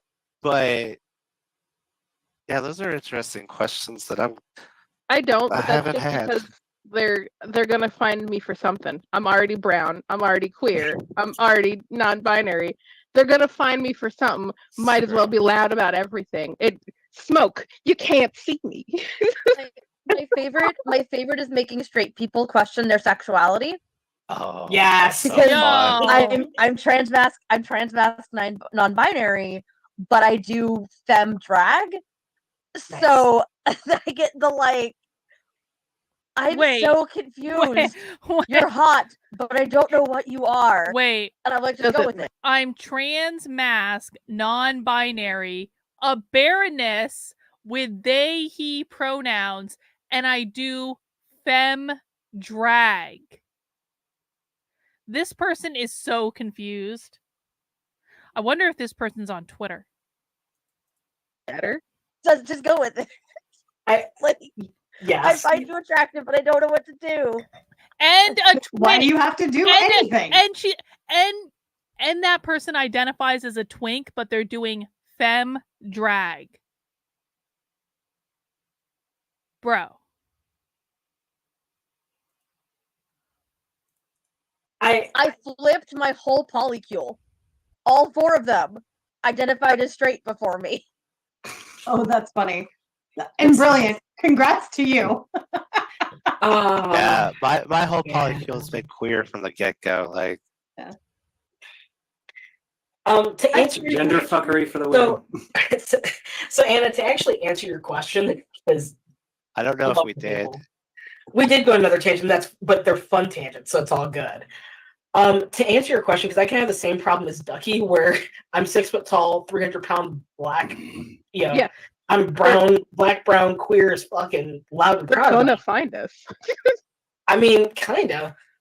I basically have to just tell people, I'm always look, especially when I'm also a recent grad school graduate, so especially when I was dealing with all of my final projects and everything, I'm just like, look, I love y'all, but y'all need to give me like 6 months. Mm-hmm. I cannot do like anything high intensity because this is where my energy has to be. It all comes down to communication. Like, I will tell people, I'm like if I'm at an event and people are like, can we have a conversation? Rottweiler, thank you for the super chat. Could it be that person, for whatever reason, lacks identity and is still stuck searching for an identity to latch onto? Yeah, I would say that is a good sporting bet. And Daniel, you are correct that BDSM is a very big thing in the queer community. I just didn't know it bled over into LARPing, medieval LARPing. I'm like, well, it depends on what that conversation is about. If it's something that's going to be a little bit more intense, I will ask people to send, yes, GPA before fun, but I will tell people, I'm like, look, I try to keep business cards on me. Here's my card. Find me on Facebook. Send me an email. Send me a message on Telegram. Send me a message. I will get back to you. It may give me a couple days because right in the middle of this, especially if I'm fighting that pardon me, if I'm fighting that day, I need to focus on my fight because I'm out there on the list because I want to improve. Like I want to do a thing. I have grand ambitions of fighting in Crown. I need to work towards that. So you're giving all the great notes since I just applied to grad school for MSW, like writing down these notes from all of y'all. Like, okay, that's the healthy As somebody boundary. actively in an MSW program, social work, the SCA should always come second. Like I am telling you that right now. I'm in a JD MSW program, and I quit being seneschal because I was just like, cool, I can't do anything but be a law and social work student right now. There is nothing else I can do, which is why I'm doing stuff like this. 2019 to 2021, when I was in my master's program, I took a big step back from the SCA. Granted, there was also a pandemic in there too, so that there wasn't much happening from an event perspective from the SCA. There's a little bit of an advantage there, but all of 2019, I was like, I wasn't going to events. I think I maybe went to 2 that entire year because between a full class load and working full time, I had no brain power, no energy for anything else. And setting those boundaries was important. I've been thinking about that, needing the SCA for breaks so I don't get too far gone. That's why I'm doing the part-time program for MSW, because I know I can't do a full load just mentally, and my partners would probably yell at me. I'm also I'm just crazy enough to want to just power through it as quickly as possible. I literally can't afford that. So I have to work full time while I do it. And so I'm doing the part-time program as well. And that's also something that we have to think about when we're talking about equity and diversity too, because we could talk about this all day, is like people who are in the gender diverse, like the marginalized communities, will have less access to those income, those resources, that time. One, because some of us are out here doing what we're doing, trying to make the world a better place for all of us by becoming a master's in social work, et cetera, et cetera. But also because we are just always defending ourselves and always having to be in hyperactivity or hyper vigilance. And we have to work that much harder to meet the same goals of like the other people around us, or meet that same standard of the other people around us. And so I think that's the other reason that diversity is important, because we can start breaking down some of those barriers for each other. It took nearly 6 months for. Sorry, go ahead. No, I was just saying, please, like, Rose is literally taking notes from all of us as we break down the barriers for them to get better about how to progress through an MSW program while still, making the SCA something of a priority. Yeah, because like actually speaking of which, with that, like the entire time I was in grad school, I was also the Stellari secretary. The Stellari, for those who don't know, is North Shield's greater officers. So I have been their secretary for the last 2 years, because that's been a thing. And as somebody that had to restart their career journey because of the harassment, and construction sales is what I used to do before I found peer support, counseling type of stuff. So yeah, I had to start all over back at minimum wage, and have been struggling and finally getting up there again. But yeah, it's definitely new barriers come up when you didn't used to have them, and then you change your identity, and and then find out your mental health caused even more barriers and stuff. And yeah, that's a whole nother panel. I think we're about at time. Yeah, we're getting. Yes, thank God, we're done before 6:30. We're done. So, thank you, everyone. I know it went. All right, I can't take any more. I can't take. Somehow, after this 3-hour stream of watching medieval LARPing kingdom diversity training, I am left with more questions than answers. And I feel like I need to spend some time tonight looking into this SCA thing and trying to figure out exactly what this thing is. Not that I think that these people are influential at all, because I don't. It's just like it might be like a fascinating microcosm to like peer into.